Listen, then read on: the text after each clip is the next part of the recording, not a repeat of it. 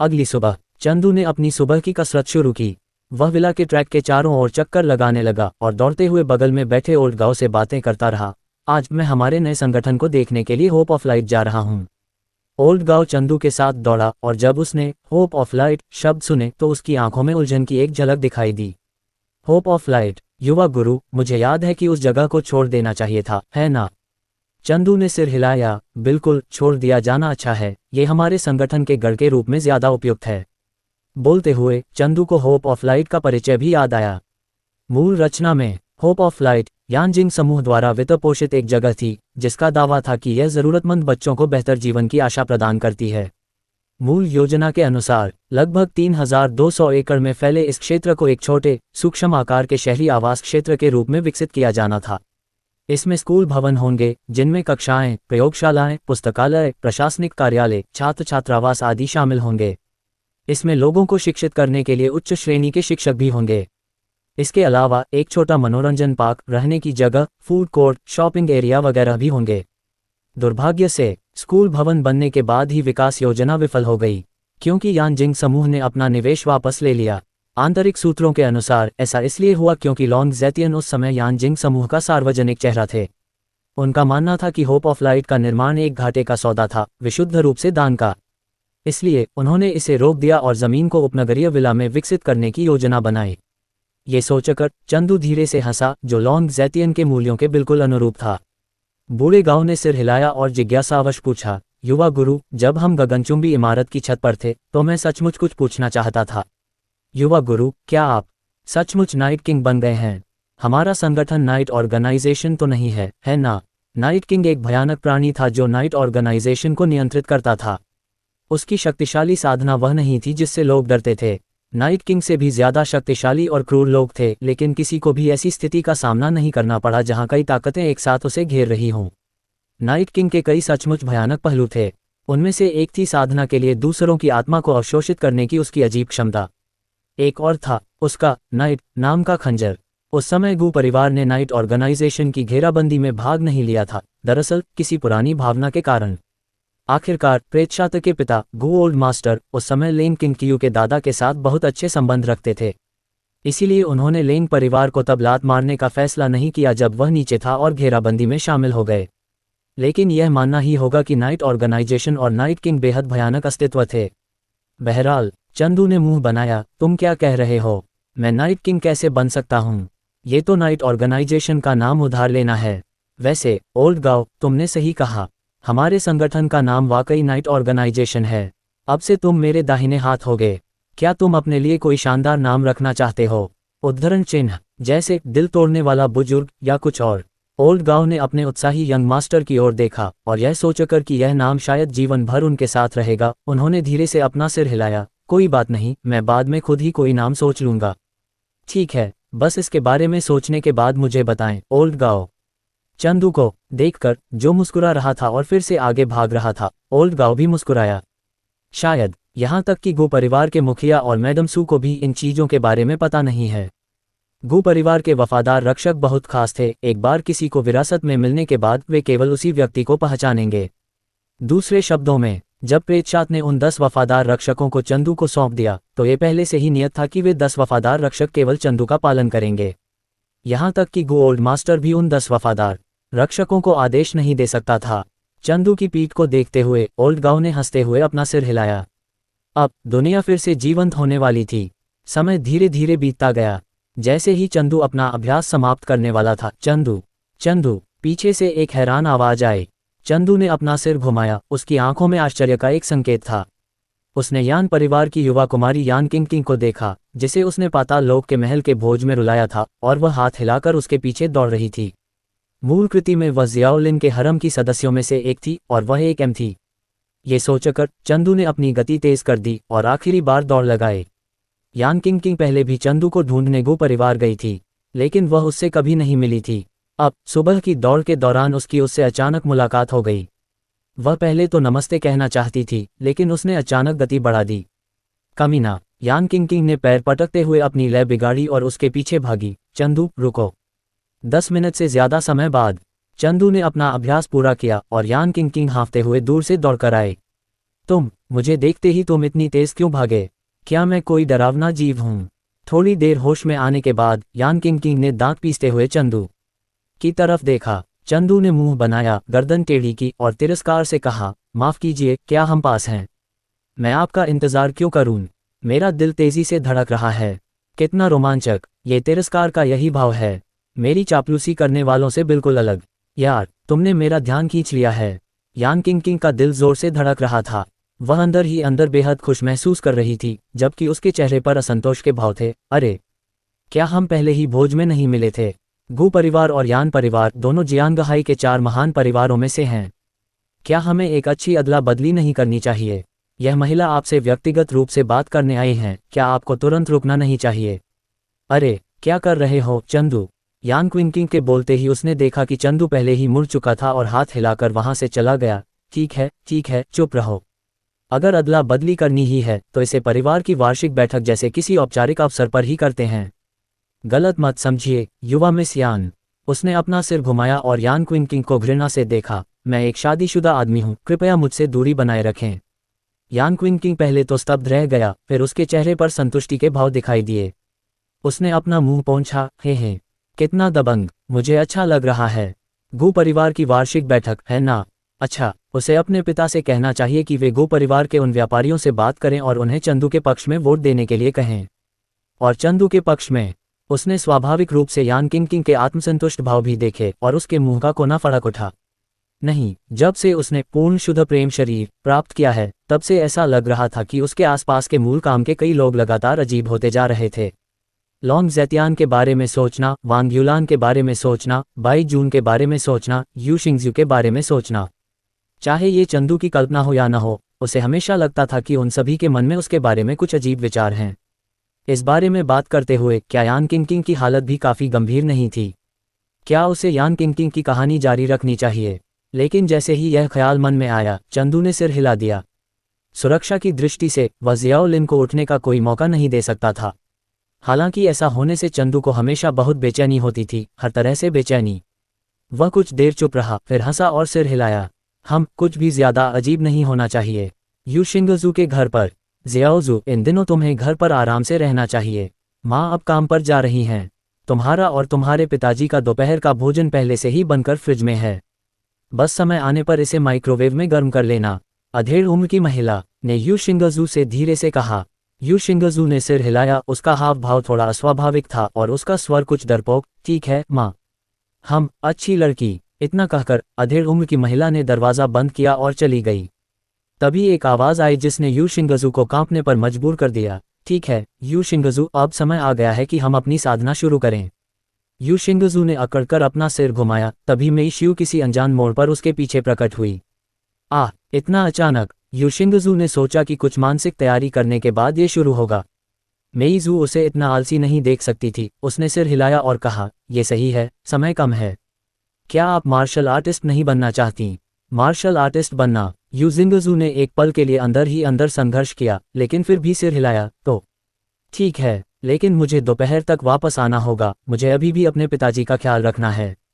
ये सुनकर मेई जू ने अपना सिर हिलाया और व्यंग्य किया। एक बार जब आप मार्शल आर्टिस्ट बन जाती हैं तो आप उनके जैसी दुनिया में नहीं होंगी। भूल जाए, अभी आपको ये बातें बताना जल्दबाजी होगी।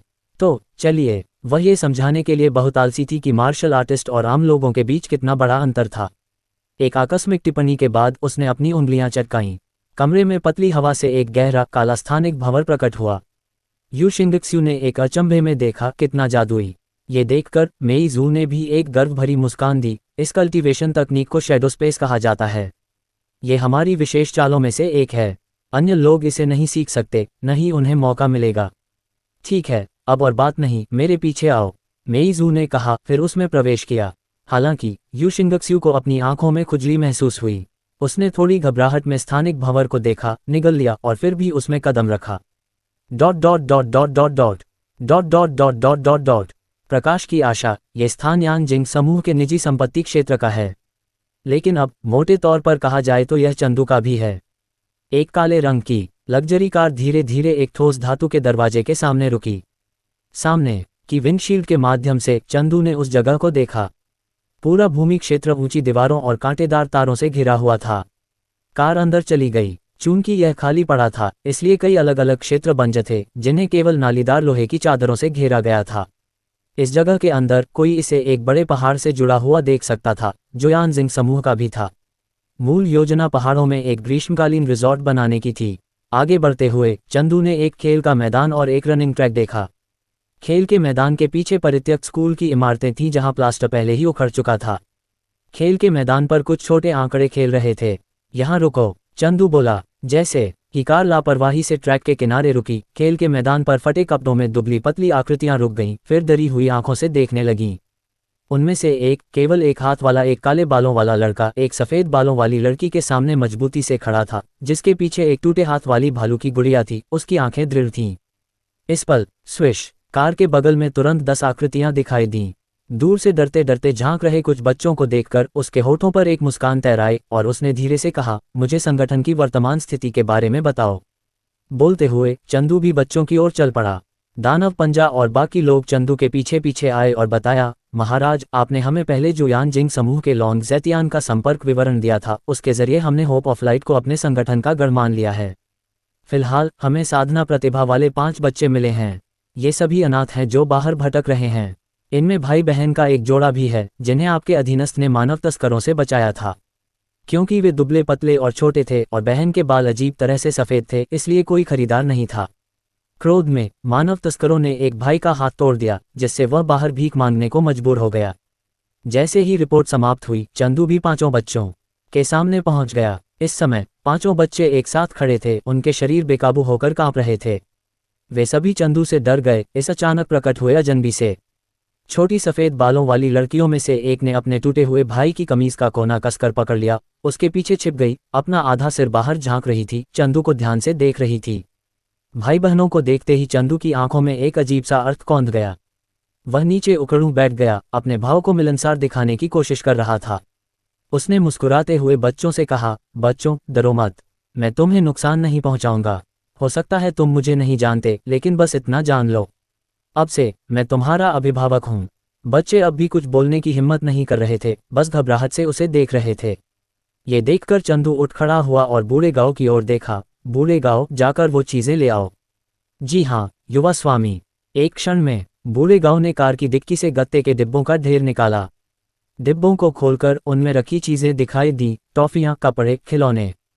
चंदू ने उनमें से कुछ टॉफ़ियाँ निकाली, उन्हें डरपोक बच्चों को दिया और कहा, ये तुम्हारे लिए उपहार हैं, ये बहुत मीठी हैं। बच्चों ने टॉफ़ियों को देखा, उनकी आंखों में लालसा थी, लेकिन फिर भी वे हाथ बढ़ाकर उन्हें लेने की हिम्मत नहीं जुटा पाए। इसलिए चंदू ने टॉफ़ियाँ ज़मीन पर रख दीं और कहा, इन्हें तुम खुद ले लो, शर्माओ मत। बच्चे एक पल के लिए हिचकिचाए, फिर आखिरकार धीरे से आगे बढ़े और टॉफ़ियाँ उठा लीं। फिर चंदू ने धीरे से अपना हाथ टूटे हाथ वाले लड़के के सिर पर रखा, धीरे से सहलाते हुए पूछा, तुम्हारा नाम क्या है? लड़का थोड़ा कांप गया, लेकिन फिर भी चंदू के कोमल दुलार को स्वीकार कर लिया। मेरा नाम शितोह है और मेरी बहन का नाम जियाबाई है। शितोह ने कैंडी की मिठास का स्वाद लेते हुए कहा, मैं इस साल 8 साल का हूँ और मेरी बहन 6 साल की है। हमारे माँ और पिताजी मर चुके हैं, बुरे लोगों ने मार डाला है। बुरे लोगों ने हमें छीनने के बाद वे हमें बेचना चाहते थे, लेकिन किसी ने हमें नहीं खरीदा। तो वे मेरी बहन का हाथ तोड़ देना चाहते थे और उसे भीख मांगने पर मजबूर करना चाहते थे।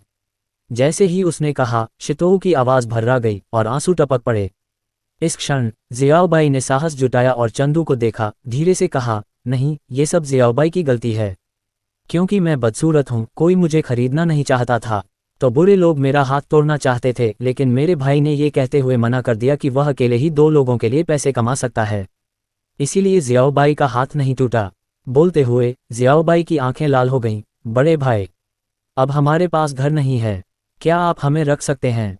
चंदू ने सफ़ेद बालों वाली जियाबाई को देखा और उसकी आंखों में एक बहुत ही स्वाभाविक दर्द दिखाई दिया। उसने अपना दूसरा हाथ बढ़ाया और धीरे से उसके सिर पर हाथ फेरा। फिर उसने दूसरे बच्चों की तरफ देखा, जो फिर से त्याग दिए जाने से डर रहे थे। चूंकि मैंने तुम्हें अपने घर में रख लिया है, इसलिए मैं तुम्हें नहीं छोड़ूंगा। अब से तुम मुझे मेरा प्रभु कह सकते हो। अब क्या तुम मेरे पीछे चलने को तैयार हो? मैं तुम्हें एक गर्म घर दूंगा, तुम्हें पढ़ना लिखना, खेती करना सिखाऊंगा और ऐसे इंसान बनाऊंगा जो अपनी और अपने आसपास के लोगों की रक्षा कर सकें। अपने सिर पर अभूतपूर्व गर्माहट महसूस करते हुए जियाबाई ने हाथ बढ़ाया और चंदू को थाम लिया। कलाई पर आंसू गिरते हुए उसकी आवाज़ भर्रा गई, मेरे प्रभु, मैं आपके पीछे आना चाहती हूँ। शितोहू ने भी देखा, उसकी आंखें धीरे धीरे दृढ़ होती जा रही थीं। मेरे प्रभु, मैं भी आपके पीछे आना चाहती हूँ। जैसे ही दोनों ने बोलना समाप्त किया, अन्य तीनों का गला भी भर गया और वे चिल्लाए, मेरे प्रभु, मेरे प्रभु। एक पल के लिए हर बच्चे का दिल चंदू के लिए विश्वास से भर गया। अपना उद्देश्य पूरा होते देख चंदू उठ खड़ा हुआ और डेमन क्लॉ की ओर देखा। इन्हें नहलाने और कपड़े बदलने के लिए ले जाओ। स्कूल भवन में छात्रावास अभी भी प्रयोग करने योग्य होने चाहिए, है ना? ये सुनकर डेमन क्लॉ ने सम्मानपूर्वक सिर हिलाया और उत्तर दिया, मेरे प्रभु को रिपोर्ट करते हुए, बुनियादी सुविधाएं ज्यादातर चालू हैं। चंदू ने थोड़ा सिर हिलाया, तो चलो ऐसा करते हैं। जैसा कि उसने कहा, उसने अन्य मृत सैनिकों को देखा, प्रत्येक की ओर इशारा करते हुए कहा, एक व्यक्ति एक बच्चे को नहलाने ले जाता है, एक इन गत्ते के डिब्बों को ले जाता है, और बाकी लोग इन बच्चों के लिए पौष्टिक भोजन बनाते हैं। अगर आपको खेती के लिए ज़रूरी किसी भी सामग्री की ज़रूरत है, तो सीधे लॉन्ग ज़ैतियान से संपर्क करें। हाँ, ज़ियाओबाई और बाकी बच्चे मूल रूप से बेघर थे, लेकिन डेमन क्लॉ और अन्य लोगों द्वारा अचानक उन्हें इस जगह पर लाया गया था। हालांकि दूसरे पक्ष ने उनके साथ कुछ नहीं किया था, फिर भी वे अंदर से बहुत डरे हुए थे। लेकिन आज चंदू के आगमन ने हर बच्चे के दिल में अपार गर्मजोशी ला दी और सभी में जीवन की आशा फिर से जाग उठी। मृत्यु योद्धाओं ने उनका हाथ पकड़कर उन्हें छात्रावास की ओर ले जाया। जैसे जैसे वे चलते गए, प्रत्येक बच्चा चंदू को देखता रहा। चंदू के चेहरे पर एक फीकी मुस्कान थी। जब तक सभी बच्चे नजरों से ओझल नहीं हो गए, तब तक चंदू की मुस्कान धीरे धीरे कम नहीं हुई। चिरप चिरप, चंदू की उंगलियों से क्लॉ क्लॉ निकला, ऐसी आवाजें निकाल रहा था मानो प्रशंसा मांग रहा हो। चंदू ने हल्के से सिर हिलाया, मुझे पता है तुमने अच्छा किया, मैं तुम्हें थोड़ा आत्मसात करने दूंगा। चिरप, ये सुनकर क्लॉ क्लॉ उत्साह से थोड़ा सा हिल गया, फिर 3 छोटे नुकीले पंजे चंदू की उंगली में धंस गए और तेजी से खून चूसने लगे। इसने अत्यधिक जुनून दिखाया, मानो चंदू का खून किसी तरह का बेहतरीन टॉनिक हो। चंदू ने चुपचाप क्लॉ क्लॉ को देखा, जो थोड़ा अजीब व्यवहार कर रहा था। एक और अजीब बात, हाल ही में क्लॉ क्लॉ उसके खून पर और भी अधिक निर्भर हो गया है। भूल जाओ, इस बारे में मत सोचो। चंदू ने पहले की कैंडीज को याद करते हुए अपना सिर हिलाया। वास्तव में, जैसे ही वह 5 बच्चों को कैंडीज बांट रहा था, क्लॉपॉसल्स पहले ही कैंडीज में प्रवेश कर चुके थे। कम उम्र से उन्हें संक्रमित करने से क्लॉपॉसल्स को और गहराई तक प्रवेश करने की अनुमति मिलती। बेशक, एक कारण था कि वह इतना कोमल, विचारशील और दयालु व्यवहार करता था। ऐसा इसलिए था क्योंकि भाई और बहन की जोड़ी बहुत महत्वपूर्ण थी। अब उन्हें मत देखो, वास्तव में वे मूल उपन्यास के अंतिम चरण में विरोधियों में से एक थे। चूंकि उसने पाया कि उन दोनों में अच्छी प्रतिभा और हृदय प्रकृति थी, इसलिए उसने उन्हें भर्ती कर लिया। और उसने उन्हें एक साधना तकनीक दी जिसे जुड़वां राक्षसी तकनीक कहा जाता है। इस साधना तकनीक की साधना की शर्तें काफ़ी सख्त थीं। इसके लिए आवश्यक था कि एक ही वंश के केवल 2 लोग ही इसे साधना कर सकें। साधना के बाद दोनों न केवल मन और शरीर की एकता प्राप्त कर सकते थे, वे 2 जीवन भी प्राप्त कर सकते थे। जब तक भाई बहनों में से एक की मृत्यु नहीं होती, तब तक दूसरे को पुनर्जीवित किया जा सकता था और दूसरे के शरीर में पुनर्जन्म लिया जा सकता था। मूल उपन्यास में इस प्रतिपक्षी जोड़ी ने नायक समूह का लगभग सफाया कर दिया था। सौभाग्य से उन्हें भाई बहनों की अमरता की कमजोरी का पता चल गया, जिससे वे उन्हें एक ही झटके में खत्म कर पाए। बाकी लोग तो बस साधारण अनाथ थे जिनमें साधना की प्रतिभा थी, लेकिन ये लोग भी उसकी भविष्य की योजनाओं का एक अपेक्षाकृत महत्वपूर्ण हिस्सा हैं। ये सोचते हुए चंदू ने आकाश की ओर देखा। ज़ियाओबाई और बाकी लोगों के नहा धोकर तैयार होने में अभी कुछ समय था। वह इस अवसर का उपयोग अपने भविष्य के संगठनात्मक क्षेत्र का निरीक्षण करने के लिए कर सकता था। वास्तविक निरीक्षण के बाद वह इस जगह का जीर्णोद्धार करेगा। आखिरकार इस जगह पर भविष्य में सिर्फ 5 बच्चे तो नहीं होंगे। ये सोचते हुए चंदू थोड़ा मुस्कुराया। चलो बूढ़े गांव दानव पंजा, मेरे साथ यहाँ देखने चलो। जी हाँ युवा गुरु। उद्धरण चिन्ह। जी हाँ गुरु। समय धीरे धीरे बीतता गया। चंदू ने भी उस जगह का दौरा किया। अगर वह वर्णन करे कि उसे कैसा लगा, तो शायद वह बहुत जीर्ण शीर्ण थी। यहाँ सिर्फ एक वीरान खेल का मैदान, एक वीरान शिक्षण भवन और वीरान छात्रावास ही थे। बाकी सब बंजर जमीन थी। अफसोस की बात है कि मुझमें हमारे किंगक्यू जैसी क्षमता नहीं है कि मैं यूं ही एक अंतरिक्षीय ब्लैक होल बना सकूं, वरना मैं अभी लॉन्ग ज़ैतियन को बुला सकता था। उसे इसे देखने दो और फिर इसे एक उपयुक्त आधार बनाने की व्यवस्था करो। बेशक उसे बस बाद में दूसरे पक्ष को इसके बारे में बताना था। छात्रावास में प्रवेश करते ही चंदू ने घृणा से अपना सिर हिलाया। ये जगह खंडहर में तब्दील हो चुकी थी। सभी कांच की खिड़कियां टूटी हुई थीं और चौथी और 5वीं मंजिल को जोड़ने वाली सीढ़ियां टूटकर पहली मंजिल पर गिर गई थीं। ऐसा लगता है कि बाद में सब कुछ पूरी तरह से फिर से बनाना होगा।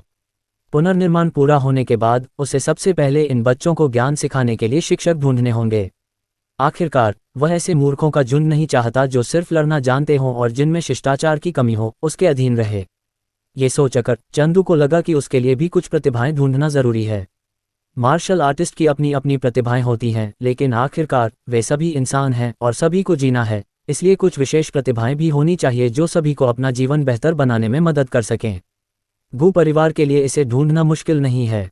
चंदू फिर से आह भरने से खुद को नहीं रोक पाया। एक महान परिवार का हिस्सा होना वाकई अद्भुत है। टिल्ड अभी के लिए बस इतना ही। चलो बच्चों से मिलते हैं। चंदू के मन में एक योजना थी, लेकिन बारीकियों के लिए इस जगह के पुनर्निर्माण तक इंतजार करना होगा। दूसरी तरफ किसी घने पहाड़ी जंगल में मेइज़ू ने यू शिंगाज़ू को देखा जो जमीन पर लेटी हुई हाँफ रही थी और उसे थोड़ा आश्चर्य हुआ। मुझे उम्मीद नहीं थी कि तुम डटे रहोगी। मैंने तुम्हें कम करके आंका था, लेकिन सच्ची ची की साधना के लिए ये काफ़ी नहीं है। यू शिंगाज़ू ने हाँफते हुए ऊपर देखा। सच कहूं तो उसने खुद को इतना सहन करने की उम्मीद नहीं की थी। शायद वह बहुत देर तक पहाड़ों में ऑफ रोडिंग करती रही थी, इसलिए उसने मेइज़ू को कुछ बेचैनी से देखा। क्या मैं अभी सच्ची ची की साधना करना नहीं सीख सकती? मेइज़ू ने यह सुनकर अपना सिर हिलाया और उपहास करते हुए कहा, क्या तुम्हें लगता है कि मैं नहीं सीखना चाहती? लेकिन तुम्हारी शारीरिक फिटनेस बहुत कमज़ोर है। इस स्तर का प्रशिक्षण केवल तुम्हारी शारीरिक फिटनेस को बेहतर बनाने के लिए है ताकि तुम सच्ची ची की साधना के लिए न्यूनतम शर्तें पूरी कर सको। उदाहरण के लिए मेरी तरफ देखो। सच्ची ची साधना बहुत आसान है।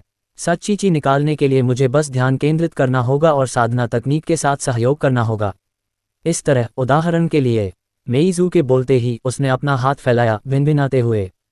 उसके हाथ में धीरे धीरे एक काला सच्चा ची भंवर प्रकट हुआ। देखा, ये वही सच्चा ची है जिसका मैंने साधना तकनीक के साथ संयोजन में संवर्धन किया है।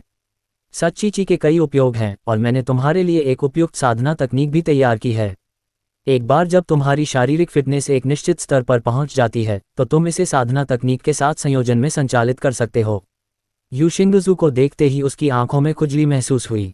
उन्हें रगड़ने के बाद उसके चेहरे के भाव थोड़े अजीब हो गए।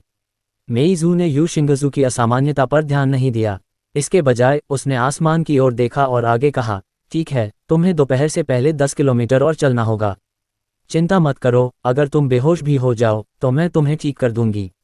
वह इस समय यू शिंगाज़ू ने एक डरपोक आवाज निकाली, मुझे लगता है कि मुझे अब और प्रशिक्षण की आवश्यकता नहीं है। प्रश्नवाचक चिन्ह। मेइज़ू ने भौहें चढ़ाईं। उसने अपना सिर घुमाया और यू शिंगाज़ू को ठंडेपन से देखा, सहज रूप से उसका मजाक उड़ाना चाहती थी। क्या आप पहले से ही हार मान रहे हैं? उसके बोलने से पहले मेइज़ू जम गई। उसने देखा यू शिंगाज़ू ने एक शर्मिंदा अभिव्यक्ति के साथ अपनी हथेली फैलाई और वहां मेइज़ू के समान एक काला ट्रू क्यूई भंवर उमड़ पड़ा। मेइज़ू की धीरे धीरे सख्त होती अभिव्यक्ति को देखते हुए यू शिंगाज़ू ने कमजोरी से अपना हाथ उठाया। मिस मेई, क्या इसका मतलब है कि मैं एक मार्शल आर्टिस्ट बन गई हूँ? जैसे ही ये शब्द निकले, हो प्रश्नवाचक चिन्ह। मेइज़ू को ऐसा लगा जैसे वह जीवन पर ही संदेह कर रही है। एक मिनट रुको, मुझे उस समय ट्रू क्यूई की खेती करने में लगभग 1 सप्ताह लगा था। क्या तुम जिंगज़ू एक जीनियस हो? नहीं, जीनियस सिर्फ देखकर क्या सीखता है? क्या ऐसा हो सकता है कि दूसरा पक्ष मूल रूप से एक प्राकृतिक मार्शल आर्टिस्ट था? हाँ, यह उस तरह का प्राकृतिक मार्शल आर्टिस्ट होना चाहिए जिसने पहले ही ट्रू क्यूई को जागृत कर लिया हो। मेइज़ू ने खुद को मन ही मन तसल्ली दी। सच कहूं तो मेइज़ू की मूल योजना अपनी शारीरिक फिटनेस को संयमित करने के साथ साथ अपनी आंतरिक इच्छाशक्ति को भी प्रशिक्षित करने की थी। जब तक वह ट्रू क्यूई की साधना कर पाएगी तब तक यू शिंगाज़ू लगभग एक रूह में मार्शल आर्टिस्ट बन चुकी होगी। लेकिन अब उसने जमीन पर यू शिंगाज़ू को देखा जो शर्मिंदा तो थी लेकिन साथ ही थोड़ी डरपोक भी दिख रही थी। उसने बेबसी से अपना माथा रगड़ा। ऐसा बिल्कुल नहीं लग रहा था कि वह दांव में प्रवेश कर सके। अगर उसने उसे ऐसे ही सौंप दिया तो चंदू शायद सहमत नहीं होगा। लेकिन कम से कम वह एक प्राकृतिक मार्शल आर्टिस्ट है। मेइज़ू ने योजना बनाना शुरू कर दिया। शायद उसे अपने गुरु से कहना चाहिए कि अगर वह काफ़ी प्रतिभाशाली है तो उन्हें उसे अपने सदस्यों में से एक बनने के लिए लुभाना चाहिए। फिर जब चंदू उसे अपने छोटे भाई का पता बताएगा तो वह चंदू का असली चेहरा बता देगी। इसके बाद वह यू शिंगाज़ू को चंदू के पास भेज देगी और उसकी पीठ में छुरा घोंपने के लिए सही मौके का इंतजार करेगी। एकदम सही, ये सोचकर उसने यू शिंगाज़ू की ओर देखा। चूंकि तुमने सच्ची ची की साधना कर ली है तो मैं तुम्हें एक अच्छी जगह ले जाऊंगी। ओह, यू शिंगजू ने सिर हिलाया और अंत में थोड़ा असहज होते हुए कहा, मुझे घर जाकर रात के खाने से पहले अपने पिताजी का ध्यान रखना है। मेइजू, होप ऑफ लाइट की दूसरी मंजिल पर एक छात्रावास के अंदर कई बच्चे अपने एक जैसे सफ़ेद कपड़ों में बिल्कुल नए लग रहे थे, आज्ञाकारी ढंग से एक पंक्ति में खड़े थे। नंबर 1, एक भावशून्य महिला जियाओ लेंग का हाथ पकड़कर आई। जियाओ लेंग अभी भी उस घिसी पिटी गुड़िया को पकड़े हुए था। पहुंचते ही वह जल्दी से अपने भाई शितोह के पास गई और उसका हाथ पकड़कर चंदू को डरते डरते देखने लगी। वह बहुत धीमी गति से आकर उसे परेशान करने से बहुत चिंतित लग रही थी। नंबर 1 की टीम में लौटने के बाद डेमन क्लॉ ने आदरपूर्वक उत्तर दिया, सर सब लोग आ गए हैं। हम, चंदू ने धीरे से जवाब दिया। फिर जियाओ लेंग और वहां मौजूद बाकी लोगों की ओर दयालुता से देखते हुए मुस्कुराते हुए कहा, बहुत अच्छा, इस तरह तो वे वाकई ज्यादा जिंदादिल लग रहे हैं। तो अब उस भाग का समय आ गया है जिसे हर कोई पसंद करता है।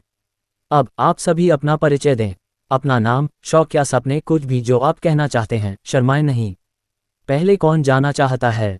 इन शब्दों पर बच्चों ने एक दूसरे को देखा, थोड़ा शर्माया और शर्मिंदा महसूस किया। सौभाग्य से शितोह इसी समय आगे बढ़ा और अपना परिचय देने लगा। उसने गहरी सांस ली और कहा, मेरा नाम शितोह है। बचपन से मुझे यही कहा जाता रहा है। मेरा सपना अपनी बहन के साथ एक अच्छी जिंदगी बिताना है। मेरी बहन की रक्षा करना मेरा शौक है और अब अपनी बहन की रक्षा करने के अलावा मैं सर की मदद भी करना चाहता हूँ। शितोह ने चंदू को श्रद्धा से देखा। उसके जीवन में उनके साथ इतना अच्छा व्यवहार कभी किसी ने नहीं किया था। उसने उन्हें खाना और नए कपड़े दिए और न जाने क्यों सर में एक शक्तिशाली आकर्षक जादू था। इसी वजह से वह सर के और करीब आना चाहता था। इस पर जियाओ लेंग ने भी साफ साफ कहा। उसने चंदू की ओर देखा और घबराहट से कहा, जियाओ लेंग भी सर की मदद करना चाहता है। बोलने के बाद उसे लगा कि इस तरह बीच में बोलना ठीक नहीं है, या शायद उसने सोचा कि उसके सफ़ेद बालों से बहुत बदसूरत और डरावना बना रहे हैं, इसलिए वह जल्दी से शर्मा गई और अपना सिर नीचे कर लिया। लेकिन फिर भी उसने चुपके से चंदू को देखा।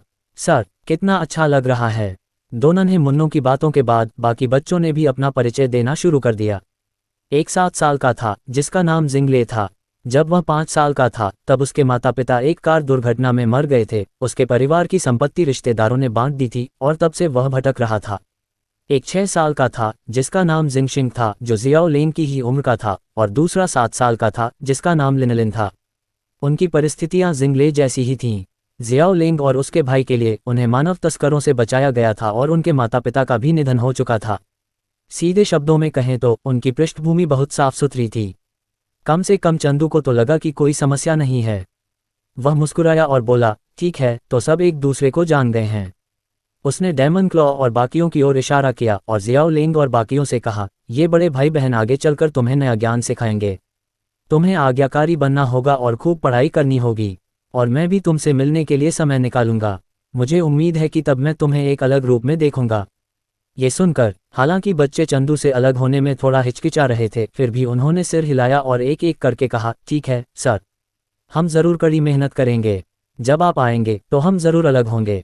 बिल्कुल सही सर। चंदू मुस्कुराया और सिर हिलाया। फिर कुछ और नसीहतों के बाद वह ओल्ड गांव के साथ चला गया। Dot dot dot dot dot dot dot dot dot dot dot car के अंदर उफ टिल्ड बच्चों से बात करना वाकई थका देने वाला होता है टिल्ड। बस यही सोच रहा हूँ, मैं इतना विनम्र और दयालु इंसान नहीं हूँ। ठीक है। चंदू ने सांस छोड़ी। उसके चेहरे पर बेबसी का भाव था। बूढ़े गांव ने रियरव्यू मिरर में देखा और हंसते हुए कहा, क्या सच में ऐसा है? मुझे सच में लगता है युवा गुरु, आपको काफी मजा आया होगा। चंदू ने मुंह बनाया, क्या सच में ऐसा है? बूढ़े गांव, हो सकता है ये तुम्हारा भ्रम हो। मेरा इतना दयालु होना पूरी तरह से योजना के लिए है। जियाओ लेंग और बाकी सब योजना का हिस्सा हैं। भविष्य में वे सब मेरे मददगार बनेंगे। इस पर चंदू ने एक शरारती हंसी निकाली। जब उन्हें बाद में पता चलेगा कि मैं उनका इस्तेमाल कर रहा हूँ तो वे शायद रोएंगे और हंगामा करेंगे। हे टिल्ड। बूढ़े गांव ने कार स्टार्ट की, हल्के से मुस्कुराए और कहा, शायद। युवा गुरु, हम आगे कहाँ जा रहे हैं? क्या योजना है? ये सुनकर चंदू ने खुद को संभाला। हालांकि उसे लॉन्ग ज़ैतियन को ढूंढने जाना चाहिए ताकि उसे प्रकाश की आशा बनाने के बारे में बता सके, लेकिन समय गिनते हुए लगभग दोपहर हो चुकी थी। इसलिए चंदू पीछे की सीट पर लेट गया, अपना फोन निकाला और छोटे छोटे वीडियो देखने लगा। योजना यह है, बूढ़े गांव, तुम मुझे किंगकियू के घर ले चलो। तुम लॉन्ग ज़ैतियान के घर जाओ और उसे प्रकाश की आशा बनाने और विकसित करने के लिए कहो। बूढ़ा गांव dot dot dot dot dot dot dot dot dot dot Leng परिवार अध्ययन कक्ष के अंदर लेन किंग क्यू अपनी मेज पर बैठी कुछ बुन रही थी। मेज पर सूत का एक गोला और बुनाई की एक किताब भी रखी थी। बस मुझे लगा था कि यह ज्यादा मुश्किल होगा। लेन किंग क्यू ने एक स्कार्फ बुना। उसका स्वर बहुत तिरस्कारपूर्ण था। एक साधारण सा दुपट्टा झटपट बुना जा सकता है। जब मैं इसे पूरा कर लूंगा तो चंदू इतना भावुक हो जाएगा कि जमीन पर घुटनों के बल बैठकर फूट फूट कर रोने लगेगा। मेरे दूसरे रूप, तुम सचमुच एक कड़ाही के दिल को नियंत्रित करना जानती हो। मैं स्कार्फ बुनने के मामले में भी तुम्हारा समर्थन करती हूँ। जियाओ लेन को पहले ही एहसास हो गया था कि लेन किंग क्यू लोगों को नियंत्रित करने की कला में उससे बेहतर है, इसलिए अब वह लेन किंग क्यू की सभी हरकतों को समझती और उनका समर्थन करती थी। लेन किंग क्यू को यह बहुत संतोषजनक लगा, लेकिन फिर भी एक बात असंतुष्टि की थी। हे क्या तुम्हें और कुछ कहने की जरूरत है? इसी बात पर, क्या तुम हाल ही में कुछ ज्यादा ही दिखाई नहीं दे रही हो? तुम पिछले कुछ सालों से मेरे शरीर के अंदर चुपचाप रहती थीं। क्योंकि पहले तुम दुपट्टा बुनने जैसा काम भी नहीं करती थीं। न ही तुम उस कड़ाई के कारण रोती, उपद्रव करती या हंसती, या यहाँ तक कि हर दिन सोने जैसी सामान्य मानवीय चीजें भी नहीं करती, जो दक्षता को बहुत प्रभावित करती हैं। तुम्हें बदला लेने का विचार छोड़ने से रोकने के लिए इसीलिए मैं बाहर आया हूँ। उद्धरण चिन्ह प्रश्नवाचक चिन्ह उद्धरण चिन्ह। तुम किस बारे में बात कर रही हो? तुम्हारा क्या मतलब है? लेन क्विन क्यू गुस्से में थी, यह मानते हुए कि जियो लेंग उसे देख रहा था। मैं बदला लेना कैसे छोड़ सकता हूँ? बदला वह रास्ता है जिस पर मुझे अपना पूरा जीवन चलना होगा। कृपया मुझे आपको जवाब देने के लिए इंटरनेट से एक कहावत उधार लेने की अनुमति दें। उद्धरण चिन्ह प्रश्नवाचक चिन्ह। क्या मैं नहीं कह सकता? मेरी मुट्ठियां सख्त हो रही हैं, सख्त हो रही हैं। जियो लेंग, तुमने इंटरनेट पर वास्तव में क्या सीखा? नहीं, मुझे कहना चाहिए, तुम इंटरनेट पर कैसे सीख रहे हो? हमारे दो आध्यात्मिक शरीर अलग हैं। लेन किंग क्यू अचानक सतर्क हो गई। जब से जियाओ लेंग पैदा हुआ था, उनकी यादें अब आपस में जुड़ी नहीं थीं।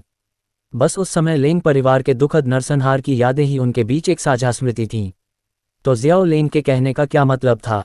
उसने शक से पूछा, तुम इंटरनेट पर कब आए? तुम बाहर आ सकते हो। मुझे कैसे पता नहीं?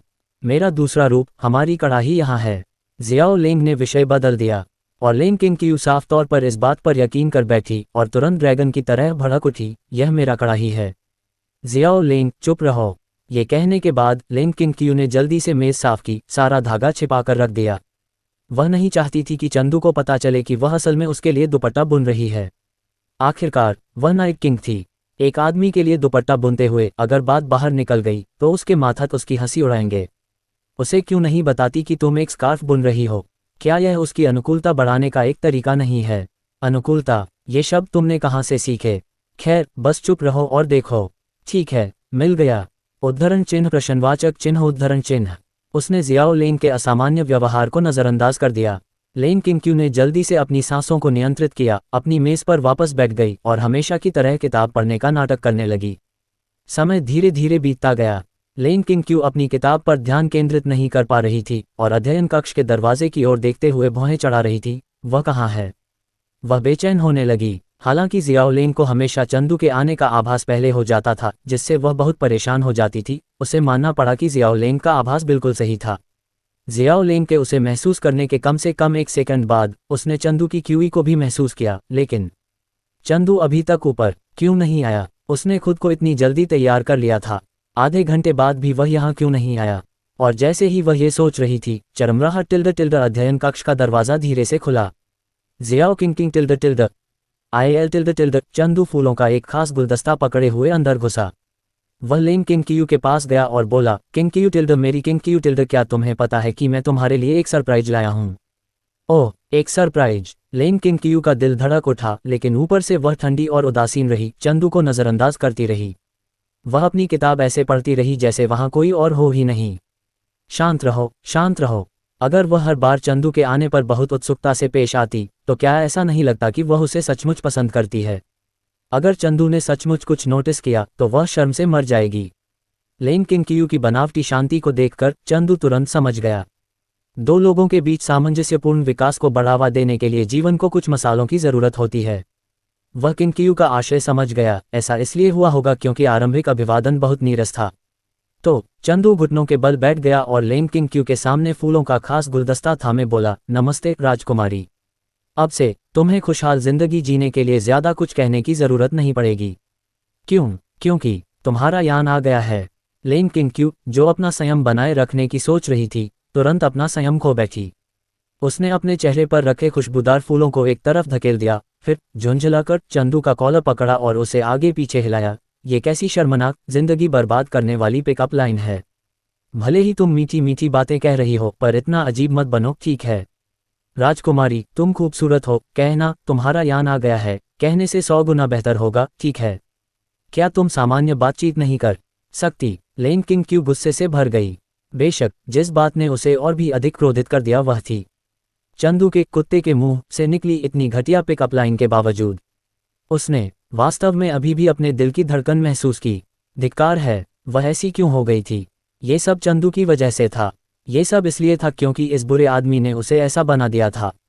चंदू ने लेन किंग क्यू की मजबूत प्रतिक्रिया देखी, लेकिन जब उसके दिमाग में सिस्टम नोटिफिकेशन बार बार आ रहे थे तो वह समझ गया। जब उसकी पत्नी स्पष्ट रूप से उसके दीवाने थे लेकिन यह मानने से इनकार कर रहे थे कि वह उसे पसंद करती है, तो उन्हें क्या करना चाहिए? चंदू ने सोचा। संक्षेप में, वह बस आराध्य थी। किंग क्यू, कोई फर्क नहीं पड़ता कि तुम क्या कहते हो, मैं तुम्हें जवाब दूंगा। ये तुम्हारे लिए मेरा प्यार है, तुम्हारे लिए मेरा प्यार अंतहीन है। मैं इन सभी शब्दों को तुम्हारे दिमाग में डालना चाहता हूँ। लेन किंग क्यू ने तुरंत शर्मिंदगी में अपने कान बंद कर लिए। आह नहीं, बस करो, ये बहुत घटिया है। कृपया कुछ ऐसा कहो जो सामान्य लोग कहेंगे। वह शर्म से कांप उठी। अगर उसके मातहतों को पता चल गया कि वह ऐसी है, तो उसकी जिंदगी भर की प्रतिष्ठा जरूर बर्बाद हो जाएगी। ये देखकर कि लेन किंग क्यू सचमुच बहुत शर्मिंदा लग रहा था, चंदू ने मन ही मन दर्जनों प्रेम प्रसंग दोहराने का विचार छोड़ दिया। ठीक है किंग क्यू, मैं और कुछ नहीं कहूँगा। बात बस इतनी सी है कि मैंने तुम्हें बहुत दिनों से नहीं देखा, इसलिए मैं बहुत उत्साहित हूँ। बस एक दिन ही तो हुआ है। लेन किंग क्यू ने आखिरकार ऊपर देखा। उसका चेहरा लाल हो गया था और चंदू के शांत होने के बाद उसने पलटकर जवाब दिया। लेकिन वे काफी खेल चुके थे। अब लेन किंग क्यू के लिए उससे सवाल पूछने का समय आ गया था। वह जानना चाहती थी कि चंदू हाल ही में किस काम में व्यस्त था और आज उसने क्या किया। इसलिए उसने एक गहरी सांस ली, अपने हाथ नीचे किए और खुद को शांत किया। वह अचानक बोल पड़ी, तुम आते ही पहले मुझसे मिलने क्यों नहीं आए? गलत सवाल। लेन किंग क्यू का चेहरा तुरंत लाल हो गया। धिक्कार है, वह साफ तौर पर चंदू से पूछना चाहती थी कि वह हाल ही में किस काम में व्यस्त था। ये बात क्यों निकल गई? उसे और भी अजनबी बनाने में चंदू की ही गलती थी। ये सुनते ही चंदू का उत्साह बढ़ गया। उसने फूलों का खास गुलदस्ता फिर से उठाया। तुम्हारे लिए किंग क्यू, क्या तुम्हें याद है कि मैंने पहले तुम्हारे लिए हाथ से क्रीम पफ बनाने का वादा किया था? लेकिन साधारण क्रीम पफ बहुत उबाऊ होते हैं, इसलिए मैंने उन्हें फूलों के आकार में बनाया है। हालांकि तुम उन्हें देख नहीं सकते, लेकिन तुम मेरे इरादे का अंदाज़ा ज़रूर लगा लोगे। जब मैं ये प्रश्नवाचक चिन्ह लिखता हूं, तो इसका मतलब यह नहीं है कि मुझे कोई समस्या है, बल्कि यह है कि तुम्हें समस्या है। लेन किंग क्यू ने क्रीम पफ फूलों को करीब खींचा। यह नहीं समझ पा रहा था कि क्या कहे। क्रीम पफ बनाने का वादा एक तरफ रखते हुए उसने आश्चर्य, खुशी और बेबसी के मिले जुले भाव से अपना चेहरा ढांक लिया और शिकायत की, कोई क्रीम पफ से बने फूल क्यों देगा? क्या तुम्हें सच में लगता है कि यह ठीक है? मैं भी शिकायत करने से खुद को नहीं रोक पा रही हूँ। चंदू ने ये सुना और झिझका। उसने लेन किंग क्यू के हाथ में पकड़े हुए खाने योग्य क्रीम पफ के फूलों को देखा। फिर उसने उन फूलों के बारे में सोचा जो आम लोग तोहफे में देते हैं। और फिर चंदू ने हाँ में सिर हिलाया। बिल्कुल ठीक है। क्या तुम्हें यह अच्छा नहीं लगता किंग क्यू? अगर तुम्हें ये पसंद नहीं है तो मैं इन्हें ले जाऊंगा। ये कहते हुए उसने क्रीम पफ के फूल लेने के लिए हाथ बढ़ाया।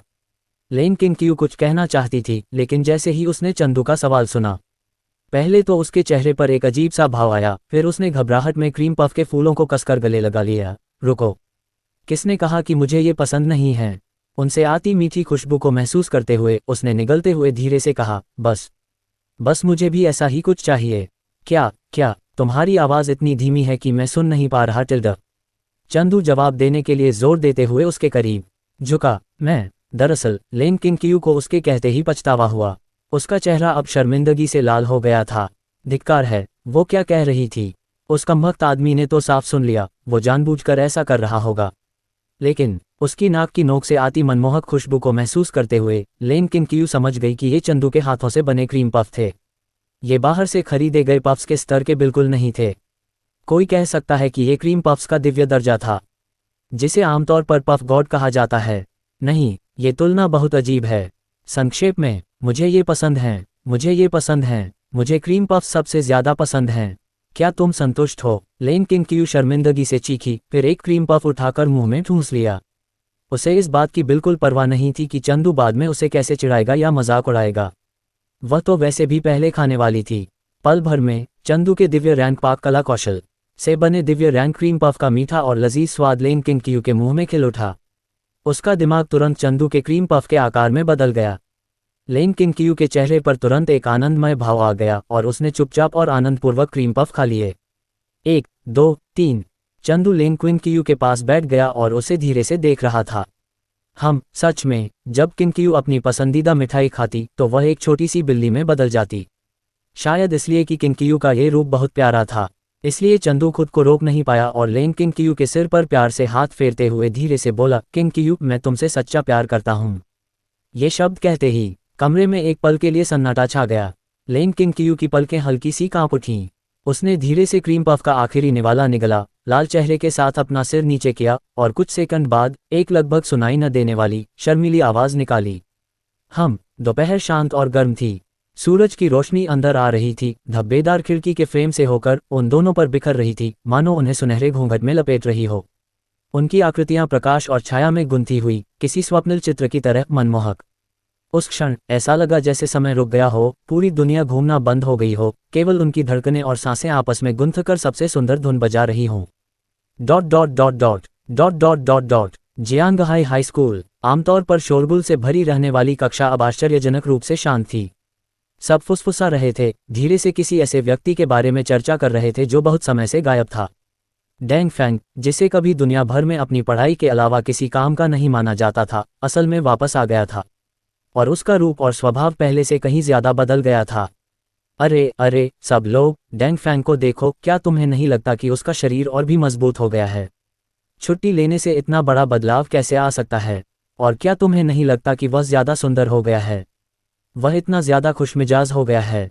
हाँ, मैंने पहले कभी डेंग फैंग को थोड़ा सुंदर नहीं देखा था, है ना? डेंग फैंग अपनी सीट पर बैठा अपने आसपास के लोगों की बातें कान लगाकर सुन रहा था। उसने उदासीनता का नाटक किया, लेकिन असल में उसका दिल पहले से ही बेहद खुश था। यही एहसास था, वह पहले से ही बदल गया था। वह अब पहले जैसा नहीं रहा। लिंग एर उसे कैसे देखती? उसने चुपके से लेंग लिंगर की तरफ देखा। उसे निराशा हुई कि लेंग लिंगर सिर्फ बाई क्योंगलन से बातें कर रही थी। उसने उसकी तरफ देखा तक नहीं, और अगर उसने गौर से देखा तो उसे लेंग लिंगर की कलाई पर पहना हुआ सोने का कंगन भी दिखाई दे रहा था, जो पिछली बार गहनों की दुकान से खरीदा था। क्या उसके इस तरह बदलने से लिंगर की उत्सुकता नहीं बढ़ती? डेंग फैंग थोड़ा खोया हुआ और अनिच्छुक महसूस कर रहा था। लग रहा था कि उसका प्रदर्शन अभी तक काफी अच्छा नहीं था। कोई बात नहीं, जब तक वह कुछ आकर्षक करता है, वह लिंगर की नजरें अपनी ओर खींच पाएगा। डेंग फैंग इस बात को लेकर बेहद आश्वस्त था। लेंग लिंगर अभी भी बाई क्योंगलन के साथ खेलों के बारे में बातें कर रही थी। उसने डेंग फैंग की नजरें देख ली थी, इसलिए बाई क्योंगलन ने फुसफुसाते हुए कहा, लिंगर जी, लगता है डेंग फैंग चुपके से तुम्हें देख रहा है।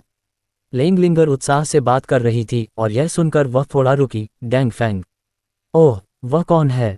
उसकी परवाह मत करो क्योंगलैन, मैं तुम्हें बता दूं, वह बॉस पूरी तरह स्वस्थ था, तुम्हें पता है। मैंने एक राक्षसी जानवर की गेंद फेंकी और 1% संभावना के साथ वह वास्तव में उसे पकड़ने में सफल रही। क्या यह उन पे 2 विंग गेम्स से ज्यादा मजेदार नहीं है, जिनमें 50% गारंटीकृत सीमित गचा दरें होती हैं? बाई क्योंगलन ने देखा कि लेंग लिंगर डेंग फैंग के प्रति पूरी तरह से उदासीन थी और तुरंत मुस्कुराए। हाँ। इस समय जो सबको पता नहीं था वह था, स्कूल की छत पर 3 आकृतियां वहां खड़ी थीं। मुरोंगसी ने अपनी आंखें बंद कर लीं और एक विशाल अनुभूति ने तुरंत पूरे परिसर को अपनी गिरफ्त में ले लिया। बस एक सांस में उसने आंखें खोली और धीरे से कहा, सिर्फ 2 मार्शल आर्टिस्ट। उनके शरीर में जुवानवु द्वार साधना तकनीक से उत्पन्न सच्ची क्यूई की प्रतिक्रियाएं हैं। उनमें से एक, जिसकी साधना दयनीय रूप से कमजोर है, वह डेंग फैंग होना चाहिए, जुवानवु द्वार का उत्तराधिकारी जिसका जिक्र गुरु ने किया था। मिशन का लक्ष्य मिल गया है, चलो अब कार्रवाई करते हैं। जैसे ही उसने बात पूरी की, बाइलियान ने मुरोंगसी को, जो हिलने ही वाला था, सीधे रोक लिया और चिल्लाया, अरे क्या तुम बेवकूफ हो? वह Deng Fang miss Leng Linger की कक्षा में है। क्या तुम्हें डर नहीं है कि अगर तुम सीधे कुछ करोगे तो मिस लेंग लिंगर को चोट लग जाएगी? वह गुरु की छोटी बहन है, अगर उसे चोट लग गई तो न तो तुम और न ही मैं जिम्मेदारी उठा सकते हो। मुरोंगसी ने उसकी बात पर सिर हिलाया और निश्चय से कहा, नहीं, इसमें बस सांस लगेगी और इससे कोई आवाज भी नहीं आएगी। बाइलियान का मुंह फड़क उठा। आहा, इसीलिए मुझे ऐसे लोगों के साथ काम करना बिल्कुल पसंद नहीं है जो सिर्फ मांसपेशियां हो और दिमाग ना हो। उसने तुरंत गुस्से से कहा, बेवकूफ, क्या होगा अगर जुवानवु गेट के उत्तराधिकारी और जुवानवु क्यू के मालिक एक भाग्यवान व्यक्ति के रूप में कुछ भी हो सकता है। क्या होगा अगर प्रतिद्वंद्वी अचानक बाहर आकर जुवानवु ट्रू बॉडी को बुला ले? क्या तुमने टीवी नाटक नहीं देखे हैं? जब मुरोंगसी ने भाग्यवान शब्द सुना तो उसने ध्यान से सोचा, फिर सिर हिलाया और भावशून्यता से माफी मांगी। तुम सही हो, मैंने इस बात पर विचार नहीं किया। फिर वह एक तरफ हट गया और कुछ नहीं बोला। बायलियान ने आह भरी, अफसोस, बेहतर होगा कि लियाओया उसके साथ टीम बनाए। कम से कम वह उसकी बात तो सुनता है। जुनजिलान, जो किनारे पर खड़ा था, धीरे से मुस्कुराया, मानो रणनीति बना रहा हो। मुझे लगता है कि यह मिशन मुझे ही सौंपा जा सकता है। एक जीर्ण शीर्ण संप्रदाय से निपटने के लिए हमें इतने लोगों की क्या जरूरत है?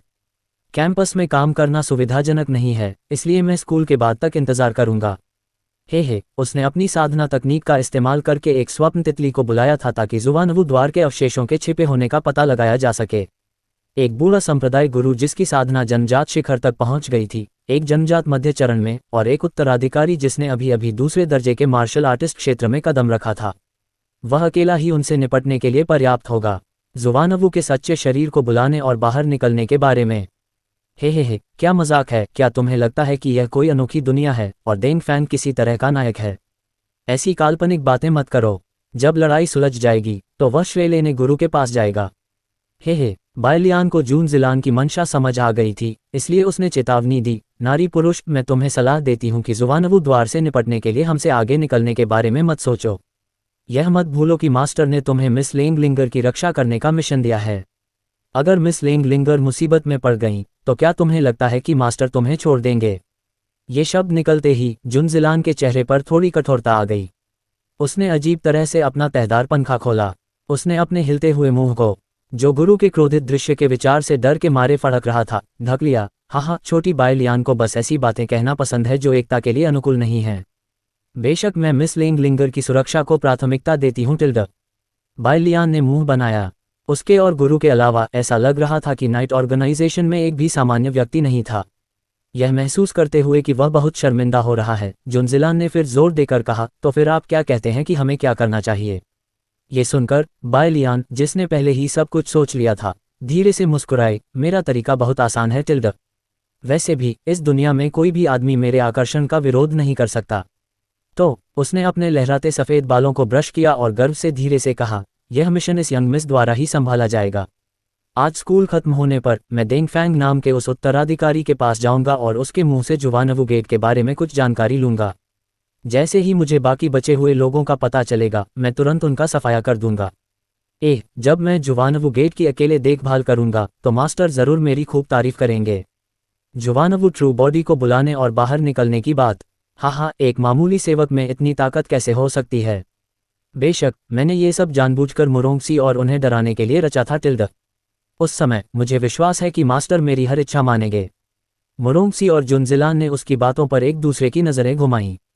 मुरोंगसी एक पल के लिए चुप रहा, फिर धीरे से बोला, तो फिर ये क्या है? जुवानवु गेट के लोगों को मिस लेंगलिंगर से दूर किसी जगह फुसलाने की जिम्मेदारी तुम्हारी है और फिर मैं उन सबका अकेले ही सफाया कर दूंगा। जब मैं अकेले ही मिशन पूरा कर लूंगा, मुझे मास्टर से कहना होगा कि वे मुझे और चंदू को मिलवाएं। मुरोंगसी ने भावशून्यता से सोचा, लेकिन उसके कान धीरे से लाल हो गए। प्रश्नवाचक चिन्ह। बायलियान ये सुनकर नाराज हो गई। उसने अपनी मुट्ठी बढ़ाई और मुरोंगसी पर जोर से मुक्का मारा। अरे, क्या मतलब है तुम्हारा? लुभाने से तुम्हारा क्या मतलब है? क्या तुम्हें शब्दों का इस्तेमाल करना आता है? इस यंग मिस का शरीर स्वाभाविक रूप से आकर्षक है, जो कोई भी मेरे आकर्षण का विरोध नहीं कर सकता। वह गुलामों का गुलाम है। ये वो बदबूदार मर्द हैं जो इसके लायक हैं, समझती नहीं? मुरोंगसी अविचलित रहा और शांति से बोला, संक्षेप में, अगर सही समय आया तो मैं कार्रवाई करूंगा। बायलियान ने गुस्से से मुंह बनाया और बोलना बंद कर दिया और गुस्से में पास की छत की रेलिंग पर लात मारने लगा। मैं बहुत गुस्से में हूँ। दोनों, मेरे लिए गुरु के प्रेम पर एकाधिकार करना इतना कठिन क्यों है? गुरु काश आप मुझे अपनी बाहों में पकड़ सकते और धीरे से मेरे सिर पर हाथ फेर सकते और कह सकते, छोटी बायलियान, तुम ही वह व्यक्ति हो जिसे मैं सबसे अधिक पसंद करता हूँ। ये कितना अद्भुत होगा। समय धीरे धीरे बीतता गया और पलक झपकते ही शाम हो गई। जियांगहाई हाई स्कूल के सामने। ज़र युबू मुझे लेने क्यों नहीं आया? लेंगलिंगर ने गो परिवार के अंगरक्षक को घूरा जो उसका दरवाजा खोलने के लिए कार से उतरा था। वह डर के मारे कांप उठा। धत, बड़ी बहन, युवा स्वामी को कुछ काम है। हम, लेंगलिंगर ने धीरे से खर्राटे लिए अपना स्कूल बैग अंदर फेंका और कार में बैठ गई। तभी अंगरक्षक ने राहत की सांस ली। अंदर से कड़वाहट महसूस कर रही थी लेकिन बोल नहीं पा रही थी। धमाका, कार चल पड़ी। डेंगफैंग दूर से लेंगलिंगर को जाते हुए देख रहा था, कुछ चिंतित लग रहा था। उसकी आंखों में अभी भी मोह का भाव था। लेंगलिंगर का रूप उसके मन में बस गया, अविस्मरणीय।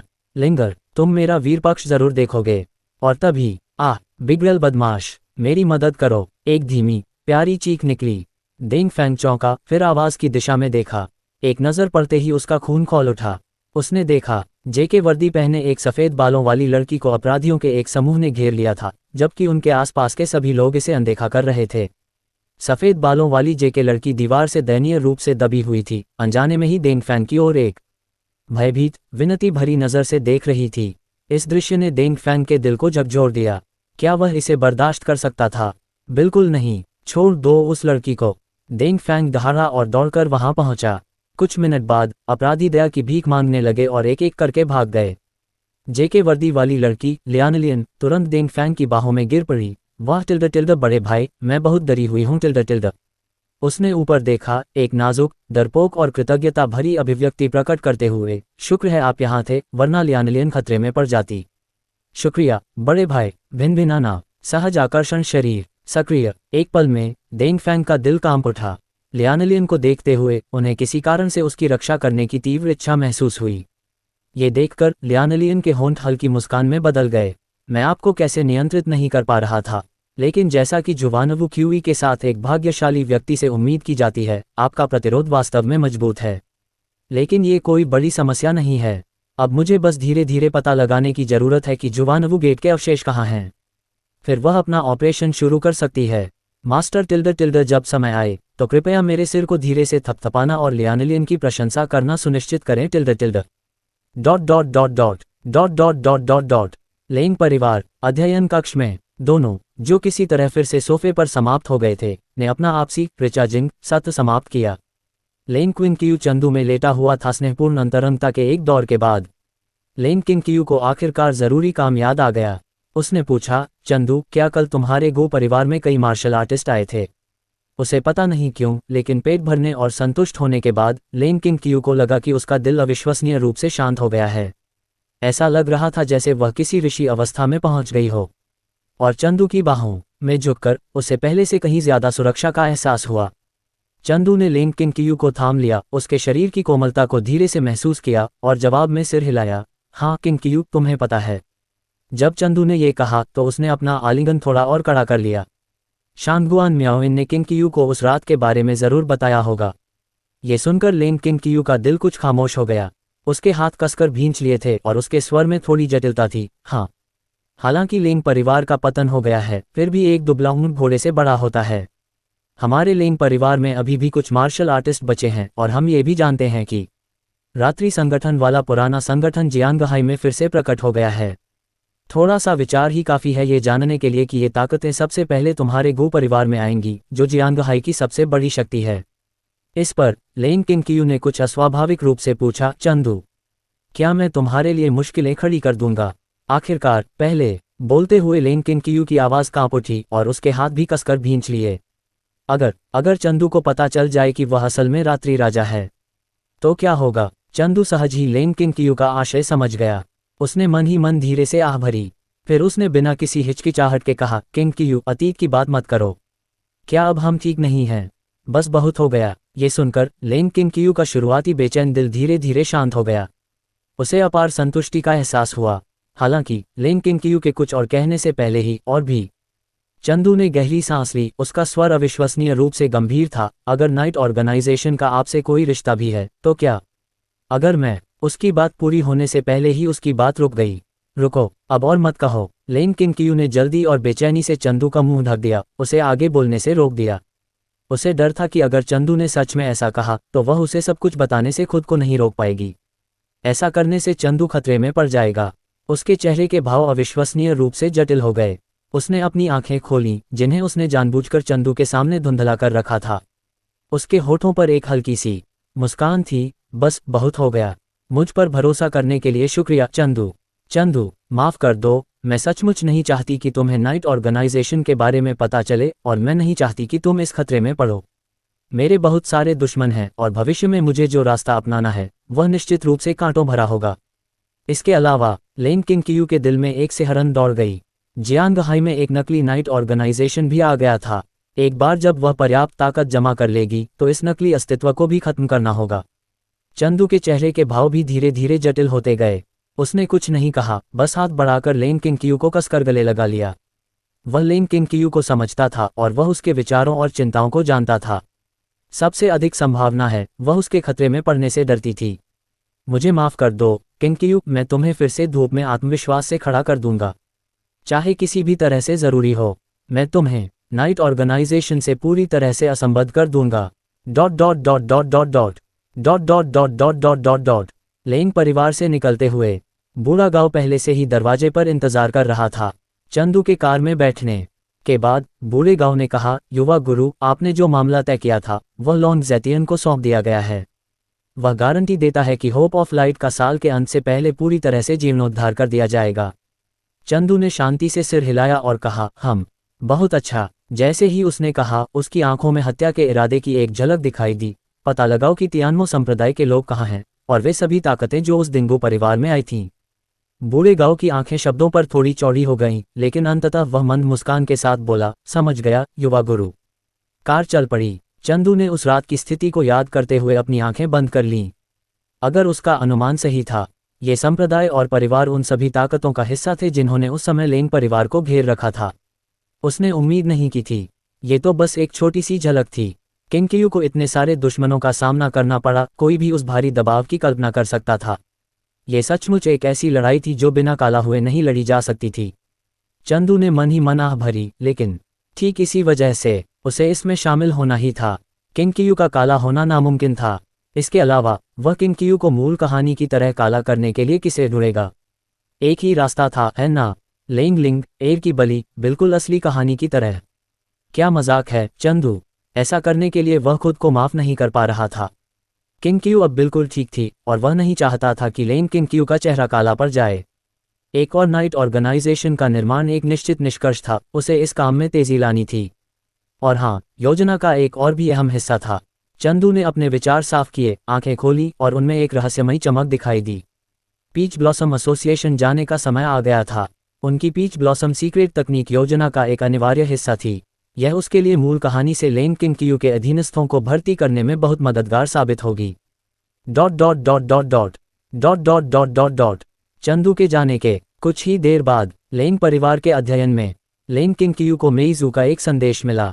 सुनने के बाद वह कुछ उलझन में पड़ गई। चंदू की रक्षा करते हुए, तुम्हें संयोग से एक जीनियस मिल गया, कोई ऐसा जो बस एक बार देखकर सब कुछ सीख जाता है। क्या तुम्हारा नाम जिंगजू है? लेंग किंगकियू गहरी सोच में डूब गई, फिर उसके होंठों पर एक हल्की सी मुस्कान आ गई। बहुत बढ़िया। इससे उसे एक विचार आया।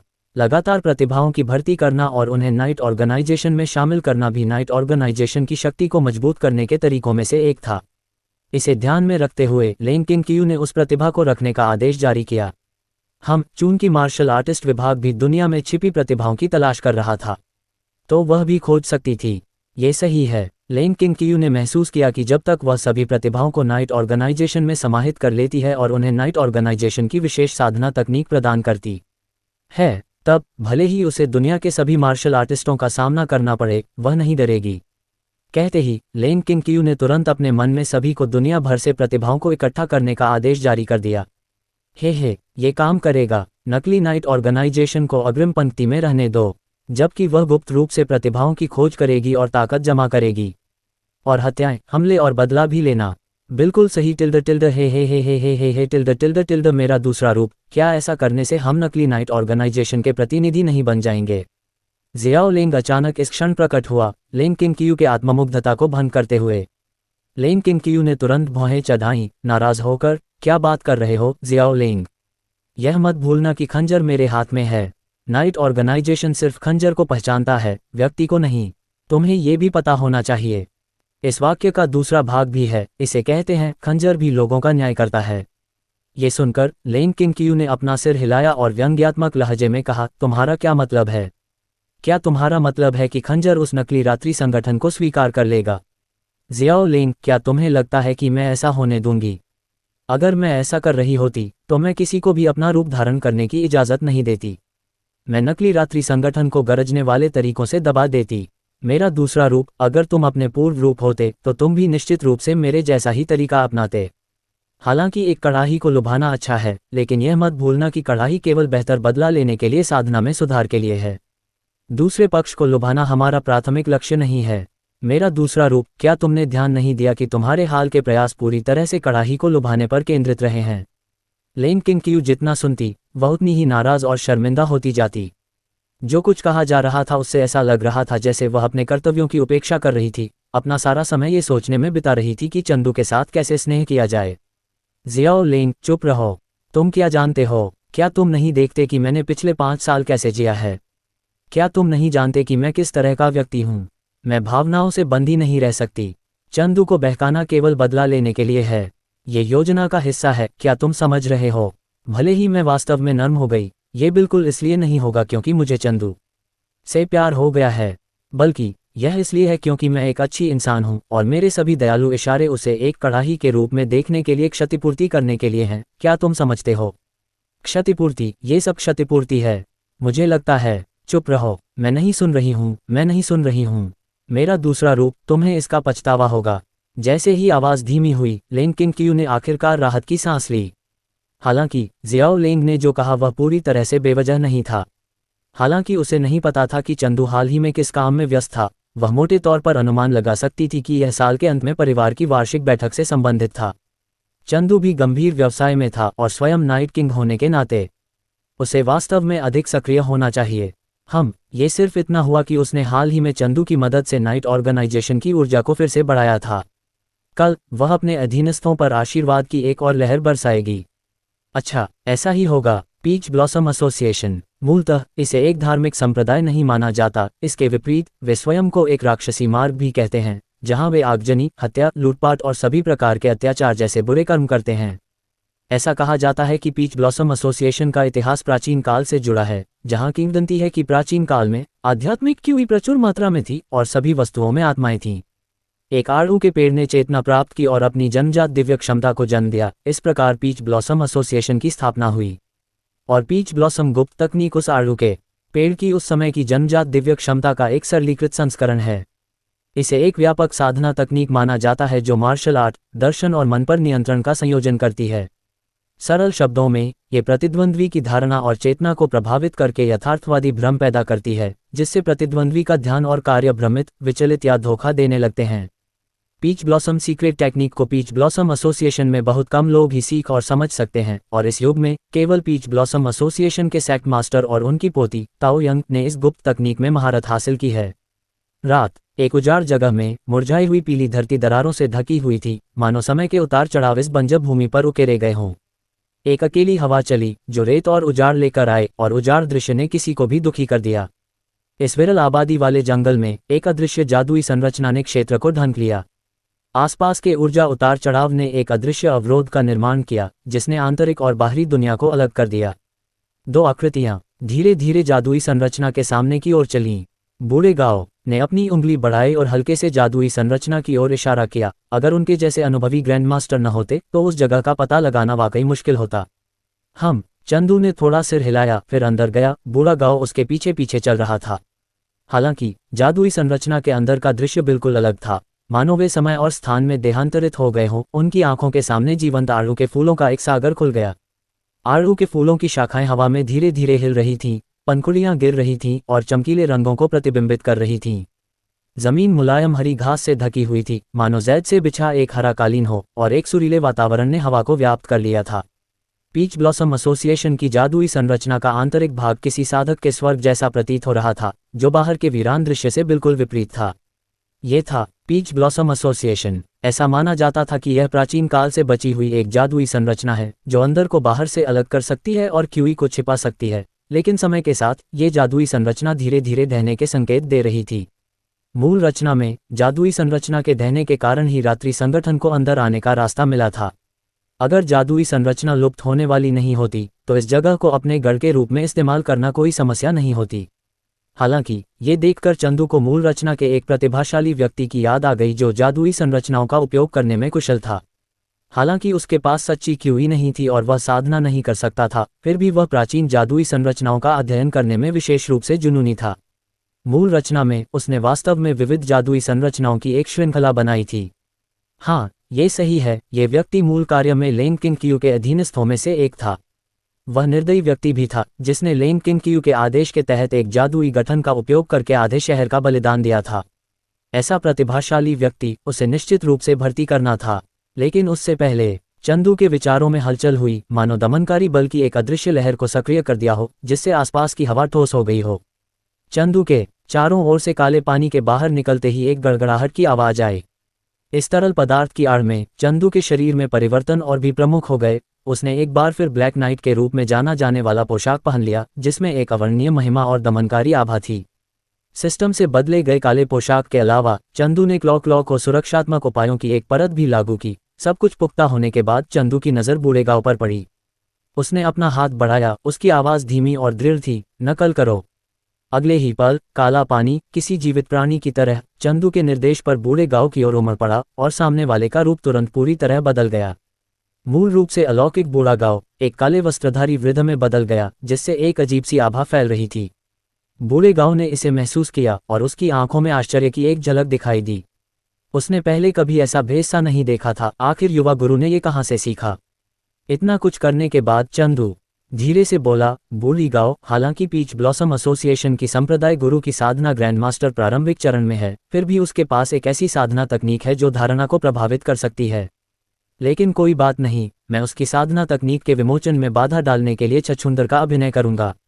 कोई समस्या? ये सुनकर बूढ़े गांव ने अपना सिर हिलाया। विशेष भेष बदलने के बाद उसकी आवाज़ भी कुछ भारी हो गई और उसका पूरा व्यवहार और भी उदास हो गया। कोई बात नहीं। अच्छा, तो शुरू करते हैं। आज रात वह सबसे पहले किसी दुश्मन से हिसाब चुकता करेगा।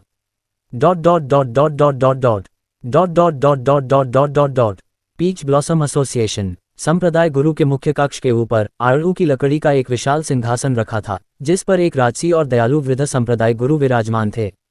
उनके बगल में एक महिला खड़ी थी जो उनकी पोती ताओ यंग थी। यंग, तुमने इस मामले में अच्छा किया। पुष्प देवता की क्यूई के स्वामी को ढूंढने का मतलब है कि हमारा पीच ब्लॉसम एसोसिएशन एक बार फिर अपना पूर्व गौरव प्राप्त कर सकता है। वृद्ध संप्रदाय गुरु के हृदय का एक बड़ा बोझ आखिरकार उतर गया। 5 साल पहले नाइट को घेरने और दबाने की लड़ाई के बाद से उनके पीच ब्लॉसम एसोसिएशन की ताकत क्षीण हो गई थी। वर्तमान संप्रदाय गुरु के रूप में वह कुछ भी नहीं कर सकती थी और बस संप्रदाय को इतिहास की लंबी नदी में विलीन होते हुए देख सकती थी। इसलिए एकमात्र रास्ता पुष्प देवता की क्यूई के उस महान स्वामी को ढूंढना था। उस व्यक्ति को पीच ब्लॉसम एसोसिएशन को फिर से गौरव की ओर ले जाना था। ताओ यंग के मन में एक संदेश आया। वह मुस्कुराए और शांति से सिर हिलाया। दादी, ये सब मेरा कर्तव्य है। मैं भी अपने पीच ब्लॉसम एसोसिएशन को समृद्ध होते देखना चाहती हूँ। ये सुनकर वृद्ध संप्रदाय गुरु के चेहरे पर मुस्कान आ गई। एक बार वांग युलान की साधना पूरी हो जाने पर वह त्यागपत्र दे देंगी और अपनी पोती को वांग युलान की सहायता करने देंगी। और जैसे ही उन्होंने ये सोचा, धप, उनके दिल को ऐसा लगा जैसे किसी ने उन्हें जकड़ लिया हो। बूढ़े संप्रदाय गुरु के पूरे शरीर में अचानक एक ठंडी सी लहर दौड़ गई। उनका चेहरा पूरी तरह बदल गया और उन्होंने अपने आप को सहारा देते हुए आर्मरेस्ट को कसकर पकड़ लिया और खड़े हो गईं। उनकी आंखें डर से आड़ू की लकड़ी के प्रवेश द्वार की ओर देखने लगीं। क्या हो रहा है? ऐसा लगता है जैसे कुछ बहुत खतरनाक आ रहा है। और यह एहसास इतना जाना पहचाना क्यों लग रहा है? द्वेष, इतना घना द्वेष, यह एहसास। बूढ़े संप्रदाय गुरु की पुतलियां सिकुड़ गईं। क्या ये हो सकता है? वह अफवाह सच है। सबसे पहले यान वांग हॉल के हॉल मास्टर, इसके बाद क्या ये वो है? नाइट किंग, वो नाइट किंग आ गया है। ये कैसे हो सकता है? अपनी व्याकुलता में वृद्ध संप्रदाय प्रमुख ने जल्दी से दांत पीस लिए जिससे उनकी भावनाएं धीरे धीरे शांत हो गईं। उनकी आवाज लगभग दब गई। ताओ यंग, जल्दी भागो। अगले ही पल धमाका, मुख्य हॉल में एक जोरदार दबाव महसूस हुआ। तुरंत बाद दोनों के पास से एक आवाज आई, भागो। पीच ब्लॉसम एसोसिएशन के संप्रदाय प्रमुख, तुम कहाँ भाग सकते हो? पीच ब्लॉसम एसोसिएशन के सेक्ट मास्टर की आंखें उस आवाज को सुनकर चौड़ी हो गईं और उसने अकड़कर आवाज की दिशा में देखने के लिए अपना सिर घुमाया। उसने देखा वह व्यक्ति जो लगभग उस समय वाले व्यक्ति जैसा ही था, अब उसके और ताओ यंग के ठीक बगल में था। उसने ज्यादा कुछ नहीं सोचा। उसने अपने पूरे शरीर में ट्रू क्यूई का संचार किया और पीच ब्लॉसम सीक्रेट तकनीक को सक्रिय किया। 5 साल पहले की उदासी अभी भी उसके मन में थी। नाइट किंग ने अपनी अजेय आभा से अपने पास आने वाले हर व्यक्ति को आसानी से मार डाला था। वह उस समय केवल एक सुरक्षित जगह में छिपकर ही बची थी, इसलिए इस समय नाइट किंग को देखकर उसके मन में लड़ने का कोई विचार नहीं आया। अगर वह सीक्रेट तकनीक का उपयोग करके नाइट किंग को एक पल के लिए रोक पाती तो बस इतना ही काफ़ी होता। वे ट्रांसफर एरे को सक्रिय कर सकते थे और यहाँ से सीधे भाग सकते थे।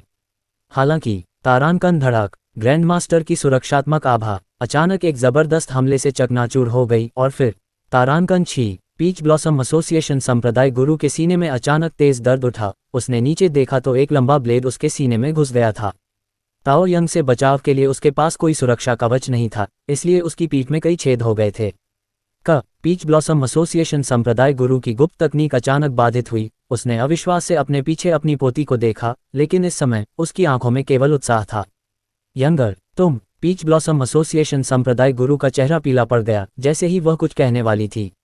दोनों के बगल में अचानक एक और आकृति प्रकट हुई, जिसके हाथ में एक काला छोटा ब्लेड था और बाघ की दहाड़ और ड्रैगन की चीख के साथ वह पीच ब्लॉसम एसोसिएशन संप्रदाय गुरु की गर्दन की ओर वार करने लगी। धमाका! तारांकन फफ एक सिरविहीन लाश बनी, जिसका खून तपती सच्ची ची से तुरंत वाष्पीकृत हो गया। धमाका! पीच ब्लॉसम एसोसिएशन संप्रदाय प्रमुख का शरीर जमीन पर गिर पड़ा और बूढ़ी गांव पीच ब्लॉसम एसोसिएशन संप्रदाय प्रमुख का सिर पकड़े हुए थी, जिस पर मृत्यु के बाद भी भय का भाव था। अपनी अंतिम सांस तक उसे समझ नहीं आया कि क्या हुआ था। पूरी प्रक्रिया सहज थी, जिससे पीच ब्लॉसम एसोसिएशन संप्रदाय प्रमुख को ज्यादा सोचने का समय ही नहीं मिला। ताओ यंग तेजी से चंदू के पास गई और उसकी प्रशंसा करने लगी। हे प्रभु टिल्ड, क्या मैंने अच्छा किया टिल्ड। चंदू ने थोड़ा सिर हिलाया, स्वीकार्य। ये सुनकर चंदू का चेहरा उत्साह से लाल हो गया। बोलने के बाद चंदू बूढ़े गांव की ओर चला। उसने दूसरे के हाथ में सिर देखा और आह भरने से खुद को रोक नहीं पाया, यह महसूस करते हुए कि नाइट किंग ने वास्तव में उन लोगों पर कितना मनोवैज्ञानिक दबाव डाला था। उनमें से किसी ने भी लड़ने के बारे में नहीं सोचा, बल्कि भागने का फैसला किया। अगर उन्होंने वास्तव में लड़ना शुरू कर दिया होता तो पीच ब्लॉसम सीक्रेट तकनीक के सक्रिय होने के बाद भ्रम का विरोध करने के लिए वह वास्तव में केवल ड्रैगन किंग पैलेस के जेड पेंडेंट के निष्क्रिय प्रभाव का उपयोग करने में सक्षम हो सकता था। ये सोचकर चंदू ने अपनी उंगली को आगे बढ़ाया और एक तेज पंजा निकला जिसमें काला पानी था। तुरंत बाद उसने इसे peach blossom association sect master के सिर में छेद दिया। एक पल में घने धागे प्रकट हुए और दूसरे के सिर और जमीन पर लाश को ढक लिया। पंजा का जन्मजात कौशल, भक्षण। ये दूसरों की आत्माओं को खा सकता है और चुनिंदा रूप से उनकी साधना तकनीकों को प्राप्त कर सकता है। भक्षण प्रक्रिया में केवल कुछ सेकंड लगे। चंदू के दिमाग में जानकारी का एक टुकड़ा दिखाई दिया। एक कौशल पुस्तक को निगलने के लिए पालतू पंजा को बधाई टिल्ड एक और ड्रैगन क्यूई को निगलने के लिए पंजा को बधाई टिल्ड। सिस्टम, कृपया गंभीर रहें। उसने विवरण की जांच की। पीच ब्लॉसम सीक्रेट तकनीक विवरण प्रतिद्वंद्वी की धारणा और चेतना में हेरफेर करता है। प्रतिद्वंद्वी के ध्यान और कार्यों को भ्रमित करने, विचलित करने या धोखा देने के लिए यथार्थवादी भ्रम पैदा करता है। बहुत अच्छा, ये भविष्य की योजनाओं के लिए बहुत मददगार होगा। चंदू संतोष से मुस्कुराया और फिर जब पंजा ने इस 5वें ड्रैगन क्यूई को निगलना समाप्त कर दिया, एक विशाल और शुद्ध फूल भगवान की क्यूई अचानक चंदू के पूरे शरीर से निकली और उसकी आभा लगातार बढ़ने लगी। बूढ़े गांव ने अत्यधिक आश्चर्य के साथ बगल से देखा। किंवदंती है कि जब ड्रैगन क्यूई एक निश्चित सीमा तक भस्म हो जाता है तो उस व्यक्ति को स्वर्ग का पक्ष भी प्राप्त होगा, भाग्य का व्यक्ति बनना। परंतु ये क्लॉ ही था जिसने ड्रैगन क्यूई को निगल लिया था। इसका मतलब है आभा गायब हो गई और चंदू ने क्लॉ को देखा जो एक अंगूठी में बदल गया था और उसके हाथ में पहना हुआ था, और चुप हो गया क्योंकि क्लॉ को ग्रैंड मास्टर की लाश को निगलने के लिए बधाई। वर्तमान में 5 ड्रैगन क्यूई निगल लिए गए हैं। साधना ग्रैंड मास्टर के प्रारंभिक चरण में आगे बढ़ गई है। जब क्लॉ मेजबान को ढक लेता है, मेजबान को भी क्लॉ की सारी ताकत मिल जाएगी। नया खिताब हासिल किया, भाग्य का पंजा। क्लॉ के कौशल को बधाई, मिमिक्री अपग्रेड हुई। ये भी काम करता है। चंदू, उसके मन में धीरे से एक प्रश्न चिन्ह बना, पर उसने जल्दी से अपना सिर हिला दिया। कोई बात नहीं, चून की कथानक पहले ही ऐसा हो चुका है। अगर बाद में कुछ और बेतुका भी होता है तो भी उसे शायद अब यह अजीब नहीं लगेगा। जहां तक उन्नत नकल की बात है, चंदू ने इसे अपने मन में थोड़ा महसूस किया और समझ गया कि क्या हो रहा है। ये सोचकर उसने अपना दिमाग घुमाया। तारांकन गुरगुराहट, जमीन से पतली हवा में घने धागे प्रकट हुए। कुछ ही सेकंड में पीच ब्लॉसम एसोसिएशन के एक पुराने संप्रदाय के गुरु का निर्माण किया। ये क्लॉ की उन्नत नकल थी। ये क्लॉ कोशिकाओं का उपयोग करके एक एक करके उस व्यक्ति की छवि को सीधे दोहरा सकता था जिसे उसने खाया था। इसे क्लॉ कोशिकाओं का उपयोग करके इस तरह बनाया जा सकता था, या ये सीधे एक जीवित प्राणी को ढक सकता था और पीच ब्लॉसम एसोसिएशन संप्रदाय के गुरु के रूप में परिवर्तित हो सकता था। ये केवल अफसोस की बात है कि इसमें कोई आत्मा नहीं है और कोई विचार नहीं है। ये केवल क्लॉ कोशिकाओं की वृत्ति के आधार पर कार्य करता है। इस समय क्लॉ ने कुछ स्वादिष्ट आभा में उतार चढ़ाव महसूस किया और दूसरे पक्ष को चंदू को निगलने की इच्छा के संकेत भेजने शुरू कर दिए। पहले क्लॉ में इतनी उच्च बुद्धि नहीं थी, लेकिन अब प्रगति के साथ इसकी बुद्धि में काफी सुधार हुआ है। चंदू ने आभा में उतार चढ़ाव महसूस किया और एक पल के विचार के बाद जान गया कि वह व्यक्ति कौन था। ऐसा लगता है कि मूल कार्य की तरह दूसरे पक्ष ने थोड़े समय में आश्चर्यजनक साधना प्रतिभा दिखाई है। बहुत अच्छा, फिर अगला है। चंदू के पैर धीरे धीरे जमीन से ऊपर उठे। उसने इस समय शक्ति महसूस करते हुए अपना हाथ बढ़ाया। क्या यह एक ग्रैंड मास्टर की शक्ति है? क्लॉ के कवरेज के कारण उसके पास एक ग्रैंड मास्टर की शक्ति भी थी। वह उन साधना तकनीकों का भी उपयोग कर सकता था जो क्लॉ के पास थीं। महत्वपूर्ण पीच ब्लॉसम सीक्रेट तकनीक पहले से ही हाथ में थी और चंदू की आंखों में एक अजीब सी चमक दिखाई दी। इसके बाद तियानमो संप्रदाय को बलि का बकरा बनना होगा। इस समय एक साधना गुप्त कक्ष के अंदर वांग यूलान पत्थर के बिस्तर पर अकेली बैठी थी। जैसे ही एक आभा उठी, उसने अपनी हथेली फैलाई और ट्रू क्यूई से बनी एक जैड हरे रंग की शाखा बढ़ी। ये दृश्य देखकर वांग यूलान की आंखें खुशी से चमक उठीं। बढ़िया, क्या ये वही ट्रू क्यूई है जिसके बारे में ताओ यंग ने बात की थी? जहां तक उसकी इस तरह दिखने की बात है, तो यह संभवतः उसके शरीर के भीतर फूल भगवान की क्यूई के प्रभाव के कारण था। फुसफुसाहट, उसने ट्रू क्यूई को तितर-बितर कर दिया। उसकी आंखें जियोलिन के लिए घृणा से भर गईं। वह उस रात को नहीं भूल सकती, जियोलिन को नहीं भूल सकती, जिसने उस रात उसकी मां को मार डाला था। जियोलिन, रुको, मैं तुम्हें जरूर मार डालूंगा और अपनी मां का बदला लूंगा। वांग यूलान के स्वर में हत्या का भाव था, लेकिन तभी उसे अचानक कुछ याद आया और हत्या का भाव गायब हो गया। उसकी आंखों में बस अकेलापन रह गया। आखिरकार वह उस व्यक्ति को भूल नहीं सकती थी। यूशिंगजू ने अपना दिन भर का प्रशिक्षण पूरा कर लिया था। नहाने के बाद वह बिस्तर पर लेट गई। उसका चेहरा थकान से भरा हुआ था। कितनी थकी हुई, मेरी आंखें बहुत दुख रही हैं, मेरा सिर फटने जैसा लग रहा है। यूशिंगजू ने कमजोरी से बुदबुदाया। आज मेइजू उसे एक शुद्ध सफेद भूमिगत जगह पर ले गई थी। उसकी मुलाकात कई लोगों से हुई जो बहुत डरावने लग रहे थे। उसे पता नहीं क्यों, लेकिन वह किसी भी मूव को जो वे सहजता से करते थे, बस एक बार देखकर कर सकती थी। नतीजतन उसका सिर अब फटने ही वाला था। और तभी, आज आपकी ट्रेनिंग कैसी रही? एक आवाज जिसने यूशिंगक्स्यू के पूरे शरीर को कांपने पर मजबूर कर दिया, उसके दिमाग में घुस गई। विस्मयादिबोधक चिन्ह, विस्मयादिबोधक चिन्ह, यह मेरे भगवान हैं। यूशिंगक्स्यू तुरंत चौंक गई। मेरे भगवान, मैं ठीक हूँ, बिल्कुल भी थकी नहीं हूँ। हे, यूशिंगक्स्यू बहुत धीरे से बोली। वह नहीं जानती थी कि जब भी वह मेरे भगवान की आवाज़ सुनती तो उसका चेहरा क्यों लाल हो जाता था और उसका दिल तेजी से धड़कने लगता था। यहाँ तक कि उसका शरीर धीरे धीरे गर्म होता हुआ प्रतीत हो रहा था। अच्छा, इस जगह पर आओ और मुझे अपने प्रशिक्षण के परिणाम दिखाओ। आवाज़ वहीं समाप्त हो गई और यूशिंगक्स्यू अचानक उठ बैठी। उसकी अभिव्यक्ति बहुत उत्साहित हो गई। मेरे भगवान चाहते हैं कि मैं अभी जाऊं। तारांकन गल्प, तारांकन, उसने गहरी सांस लेते हुए निगल लिया। मेरे भगवान को अभी तुम्हारी जरूरत है। चलो यूशिंगक्स्यू, मत, बिल्कुल भी इसे गड़बड़ मत करो। मेइजू ने पहले जिस ब्लैक होल को बुलाया था, वैसा ही एक ब्लैक होल दिखाई दिया। यूजिंगज्यू ने राहत की सांस ली, फिर जल्दी से अपने कपड़े बदले, हिम्मत जुटाई और अंदर चली गई। मेरे प्रभु, मैं आ रही हूँ। जियांगहाई होटल। तियानमो संप्रदाय के युवा स्वामी मोतियानयुन सोफे पर लेटे हुए अपने मातहतों से अपनी चोटों का इलाज करवा रहे थे। बहुत दर्द हो रहा है, ये तो हद ही हो गई। उस गु परिवार के युवा स्वामी ने तो इतने लोगों के सामने मुझे इस तरह पीटा। गु परिवार के बिना वह क्या है? मोतियानयुन दहाड़ा। उसकी आंखों से आग निकल रही थी और उसके दांत भींचे हुए थे। हालांकि पास ही खड़े मोलाओं को भी लगा कि गु परिवार ने उन्हें कुछ ज्यादा ही नीचा दिखाया है। ये तो उनका इलाका था। और सु परिवार और शांगगुआन परिवार भी गु परिवार का समर्थन कर रहे थे। इसलिए वह बस उन्हें दिलासा दे पाए, युवा स्वामी, शांत हो जाए। ये जियांगहाई है और स्थानीय शक्ति होने के नाते गु परिवार का यहाँ पूर्ण प्रभुत्व है।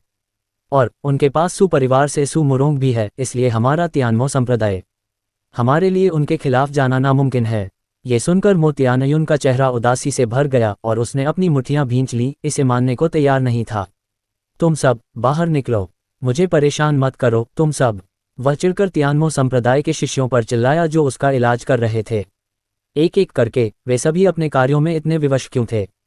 उनके गुरु भी, उन्होंने उस समय रात्रि संगठन की घेराबंदी और दमन में भाग लिया था, लेकिन अपनी कोमलता के कारण लेंग परिवार को जाने दिया। ये सुनकर उन्हें यह बेहद हास्यास्पद लगा। वे एक राक्षसी पथ संगठन हैं और आप अभी भी सफेदी करके नए सिरे से शुरुआत करने के बारे में सोच रहे हैं। क्या मजाक है? हे ये सब इसलिए है क्योंकि गुरु बूढ़े हैं, इसलिए वे इतने अनिर्णायक हैं। मोलाओ भी बेकार है, मेरा दाव रक्षक होने का दावा करता है, लेकिन वह बिल्कुल अप्रभावी है।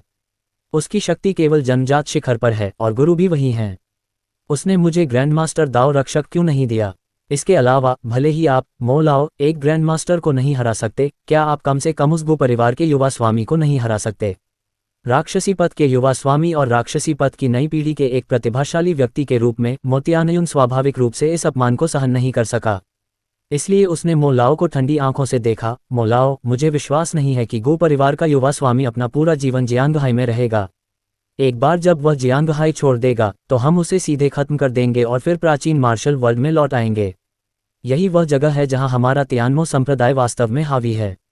मोलाओ हिचकिचाया, लेकिन युवा स्वामी की ठंडी निगाहों को देखते हुए उन्होंने ये भी सोचा कि भविष्य में तियानमो संप्रदाय के संप्रदाय प्रमुख का पद दूसरे पक्ष द्वारा कैसे लिया जाएगा। हताशा में मोलाओ केवल उसे खुश करने के लिए अभी के लिए सहमत हो सकता था। मोतियानयुन आखिरकार संतुष्ट हो गया। उसने सिर हिलाया और हल्के से हंसा। मोलाओ, चिंता मत करो, मैं निश्चित रूप से संप्रदाय का गुरु बनूंगा। उस समय मैं तुम्हें अपना दाहिना हाथ जरूर बनाऊंगा और मैं तुम्हें कोई बेकार दाव रक्षक बिल्कुल नहीं बनने दूंगा। ये सुनकर मोलाओ का दिल धड़क उठा और उसने सिर हिलाया। धन्यवाद यंग। इससे पहले कि वह अपनी बात पूरी कर पाता, ऐसा लगा जैसे दुनिया में अचानक एक क्षण के लिए विराम आ गया, लेकिन फिर तुरंत रुक गया। धमाक, दुर्घटना, खून की बारिश आसमान में उड़ गई। मोतियानयुन के चेहरे पर एक गर्म सनसनी दिखाई दी। उसकी पुतलियां सिकुड़ गईं और उसने एक अस्पष्ट ध्वनि निकाली। उसने देखा, मोलाओ का पूरा सिर मोतियानयुन की अभी भी जमी हुई मुस्कान के ठीक सामने फट गया, जैसे कोई फटा हुआ तरबूज। आह, मोलाओ मर गया, मेरी मदद करो। तियानमो संप्रदाय के शिष्य एक पल में चीख पड़े। मोतियानयुन ने अपने घबराए हुए अधीनस्थों पर ध्यान नहीं दिया, क्योंकि उसका अपना दिमाग भी इस समय भिनभिना रहा था। क्या हुआ? क्या हुआ? धप धप, मोतियानयुन का चेहरा उसके सामने के भयानक दृश्य से पीला पड़ गया। उसकी सांसें तेज हो गईं और उसका दिल इतनी तेजी से धड़कने लगा कि मानो रुकने वाला हो। मोलाओ अचानक उसके सामने क्यों मर गया? अरे क्या हुआ? मोतियानयुन के दिल में एक ठंडी ठंडक छा गई और उसे लगा जैसे उसके अंग अकड़ने लगे हैं। कमरे का माहौल धीरे धीरे भयानक और दमनकारी हो गया। उसने अपने दांत पीस लिए और अपने चारों ओर कांपते हुए चिल्लाया, को चलो। जैसे ही उसकी आवाज गिरी, बैंग बैंग बैंग, युवा स्वामी, ओह युवा स्वामी, मदद करो। बैंग बैंग बैंग, एक एक करके उसके चारों ओर तियानमो संप्रदाय के शिष्यों के सिर फट गए, जिससे पूरा कमरा खून और धुंध से भर गया। मोतियानयुन को आखिरकार एहसास हुआ कि वह हमले के अधीन था। ये कौन है? वास्तव में ये कौन है? मोतियानयुन का चेहरा पीला पड़ गया था और कमरे की हर चीज ने उसे तुरंत प्रतिरोध करना छोड़ दिया। यहाँ तक कि मोलाओ विरोध करने में शक्तिहीन था। क्या दुश्मन एक ग्रैंड मास्टर हो सकता है? ये कौन है? तुम कौन हो? पहले ही बाहर आओ। मुझे कौन बता सकता है कि वास्तव में क्या हुआ था? मोतियानयुन एकल व्यक्ति सोफे पर गिर गया, कांपते हुए, और कमरे में उन्मादियों से चिल्लाया। अगले ही पल उत्तेजना के संकेत के साथ एक डरपोक आवाज उसके पीछे दिखाई दी। उसी समय पीछे से एक सर्जिकल चाकू उसके गले पर दबाया गया था। वह, कृपया चिल्लाना मत, मुझे डर है कि मेरा हाथ कांपेगा। सर ने कहा है कि पहले तुम्हें सांस लेने दो, लेकिन तुम बहुत अच्छी तरह चिल्लाते हो। हे, अगर मैं गलती से तुम्हें यहाँ काट लूं, तो क्या तुम और भी अच्छे से चिल्लाओगे? धप धप, अपने कान में मृत्यु देवता की फुसफुसाहट जैसी आवाज सुनकर मोतियानयुन का दिल मानो कसकर दबा हुआ था। वह उसके पीछे कब पहुंचा? ये किस प्रकार की क्षमता है? उसने इसके बारे में पहले कभी क्यों नहीं सुना? सर कौन है? इस तरह की विचित्र क्षमता, क्या ये हो सकती है? क्या ये हो सकती है? जैसे ही उसने इसके बारे में सोचा, अगले ही पल क्लिक क्लैक क्लिक क्लैक, खून पर चलते कदमों की आहट धीरे धीरे दूर से मोतियानयुन के कानों के पास पहुंची। इस समय उसके गले पर दबाए गए भयानक काले सर्जिकल चाकू ने उसे थोड़ी सी भी हरकत करने की हिम्मत नहीं दी। बेशक अगर वह कर भी सकता तो अत्यधिक भय के कारण उसमें कोई ताकत नहीं बची थी। अगले ही पल मोतियानयुन की दृष्टि रेखा में एक आकृति दिखाई दी। उस व्यक्ति ने एक लंबा काला ट्रेंच कोट पहना हुआ था, जिसके किनारे पर खून के निशान थे, मानो कोई दुष्ट आत्मा रसातल से निकल आए हो। उसके चेहरे पर एक काला हुड था, जिससे मोतियानयून यह नहीं देख पा रहा था कि वह व्यक्ति कैसा दिखता है। उसका कद लंबा और सीधा था, जिसमें एक अदृश्य दमन और भयानक द्वेष का भाव झलक रहा था, जिससे मोतियानयून की रीढ़ में सिहरन दौड़ गई। उसने उस व्यक्ति को देखा और उसे तुरंत अपने गुरु द्वारा नाइट किंग के रूप के वर्णन की यादें ताज़ा हो गईं।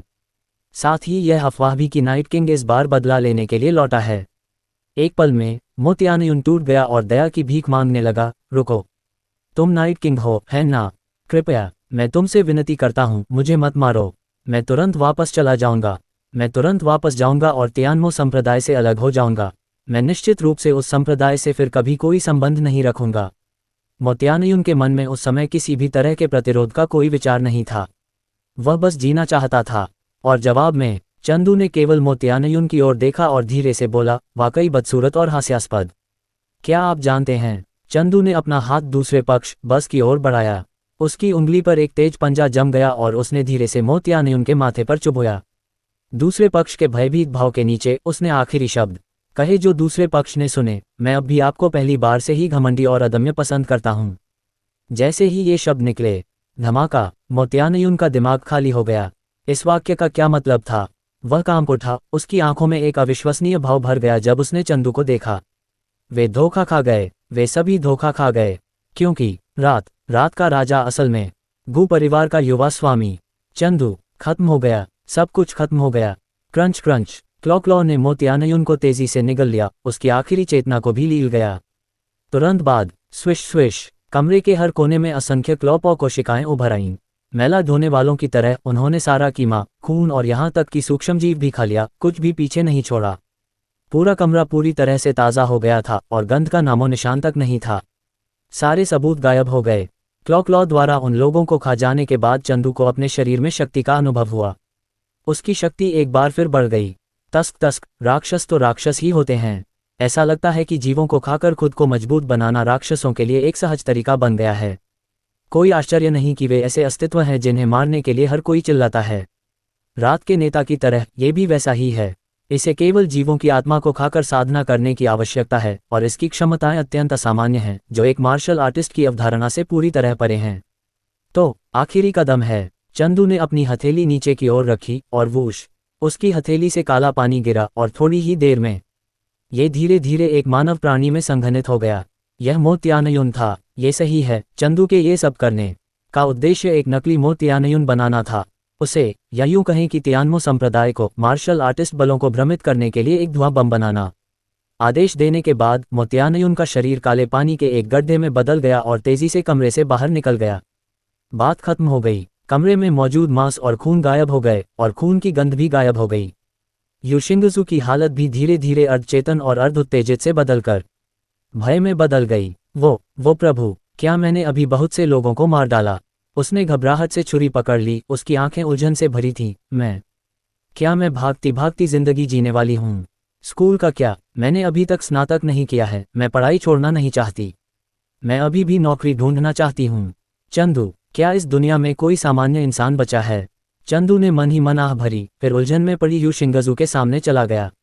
उसने सीधे उसके अंतर्मन को चीरते हुए धीरे से कहा, क्या तुम्हें अभी जो कुछ भी किया वो पसंद नहीं आया?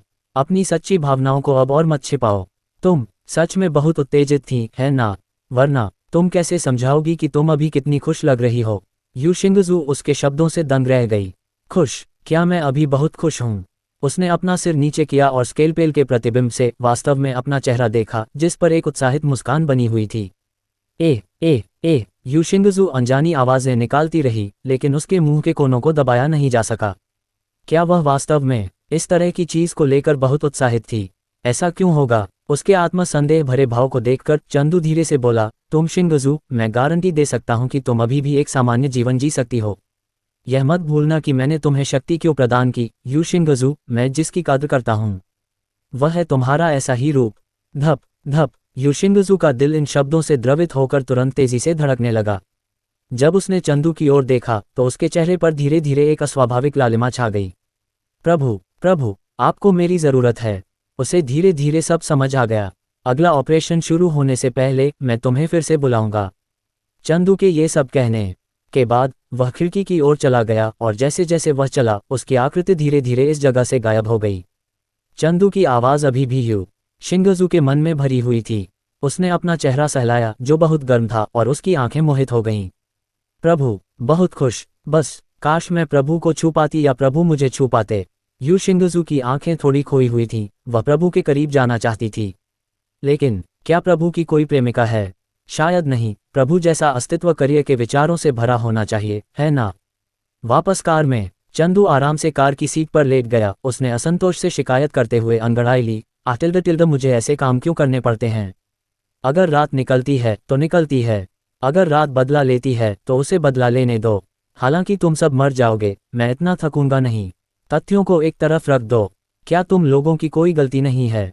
बूढ़े गांव ने कार स्टार्ट की। उससे पीछे की सीट से युवा मालिक की बड़बड़ाहट बहुत मनोरंजक लगी। खासकर युवा मालिक की बयानबाजी, ये कुछ हद तक अनसुनी थी। ऐसा लगा जैसे इसमें उन्नति का भाव था जो उनकी दुनिया के अनुकूल नहीं था। चंदू ने कुछ देर शिकायत करने के बाद भी असहाय होकर आह भरी।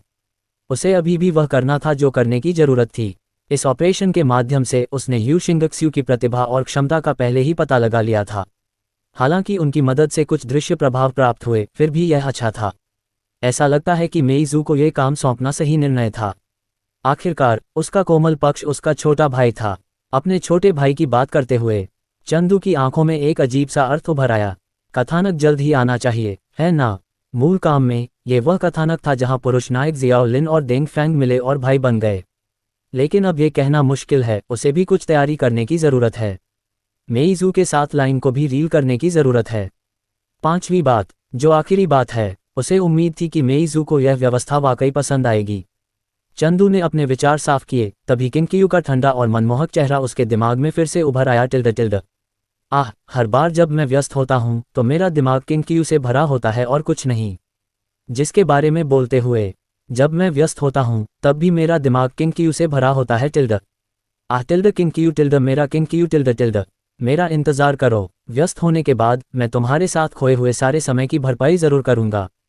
और इस समय लेंग किंकियू, जो जियो लेंग द्वारा व्याख्यान दिए जाने के कारण अपनी मेज पर लगन से पढ़ाई कर रही थी, अचानक सतर्क हो गई। उसने अपना सिर उठाया और अपने आसपास के माहौल को असमंजस में महसूस किया। क्या हो रहा है? ऐसा क्यों लगता है कि चंदू उसके बारे में सोच रहा है? जैसे ही यह विचार आया, लेंग किंकियू थूक। क्या वह बिल्कुल वैसी ही नहीं होगी जैसा जियाओ लेंग ने तब कहा था? नहीं, वह अब उस आदमी के बारे में नहीं सोच सकती। लेंग किंकियू ने गहरी सांस ली और खुद को शांत करने की कोशिश की। फिर उसका दिल फिर से बहुत परेशान हो गया। उसने तो उसकी लही बिगाड़ दी, उस नफरत भरे चंदू ने। जब वह दोबारा यहाँ आएगा तो वह उसे ज़रूर अच्छा सबक सिखाएगी।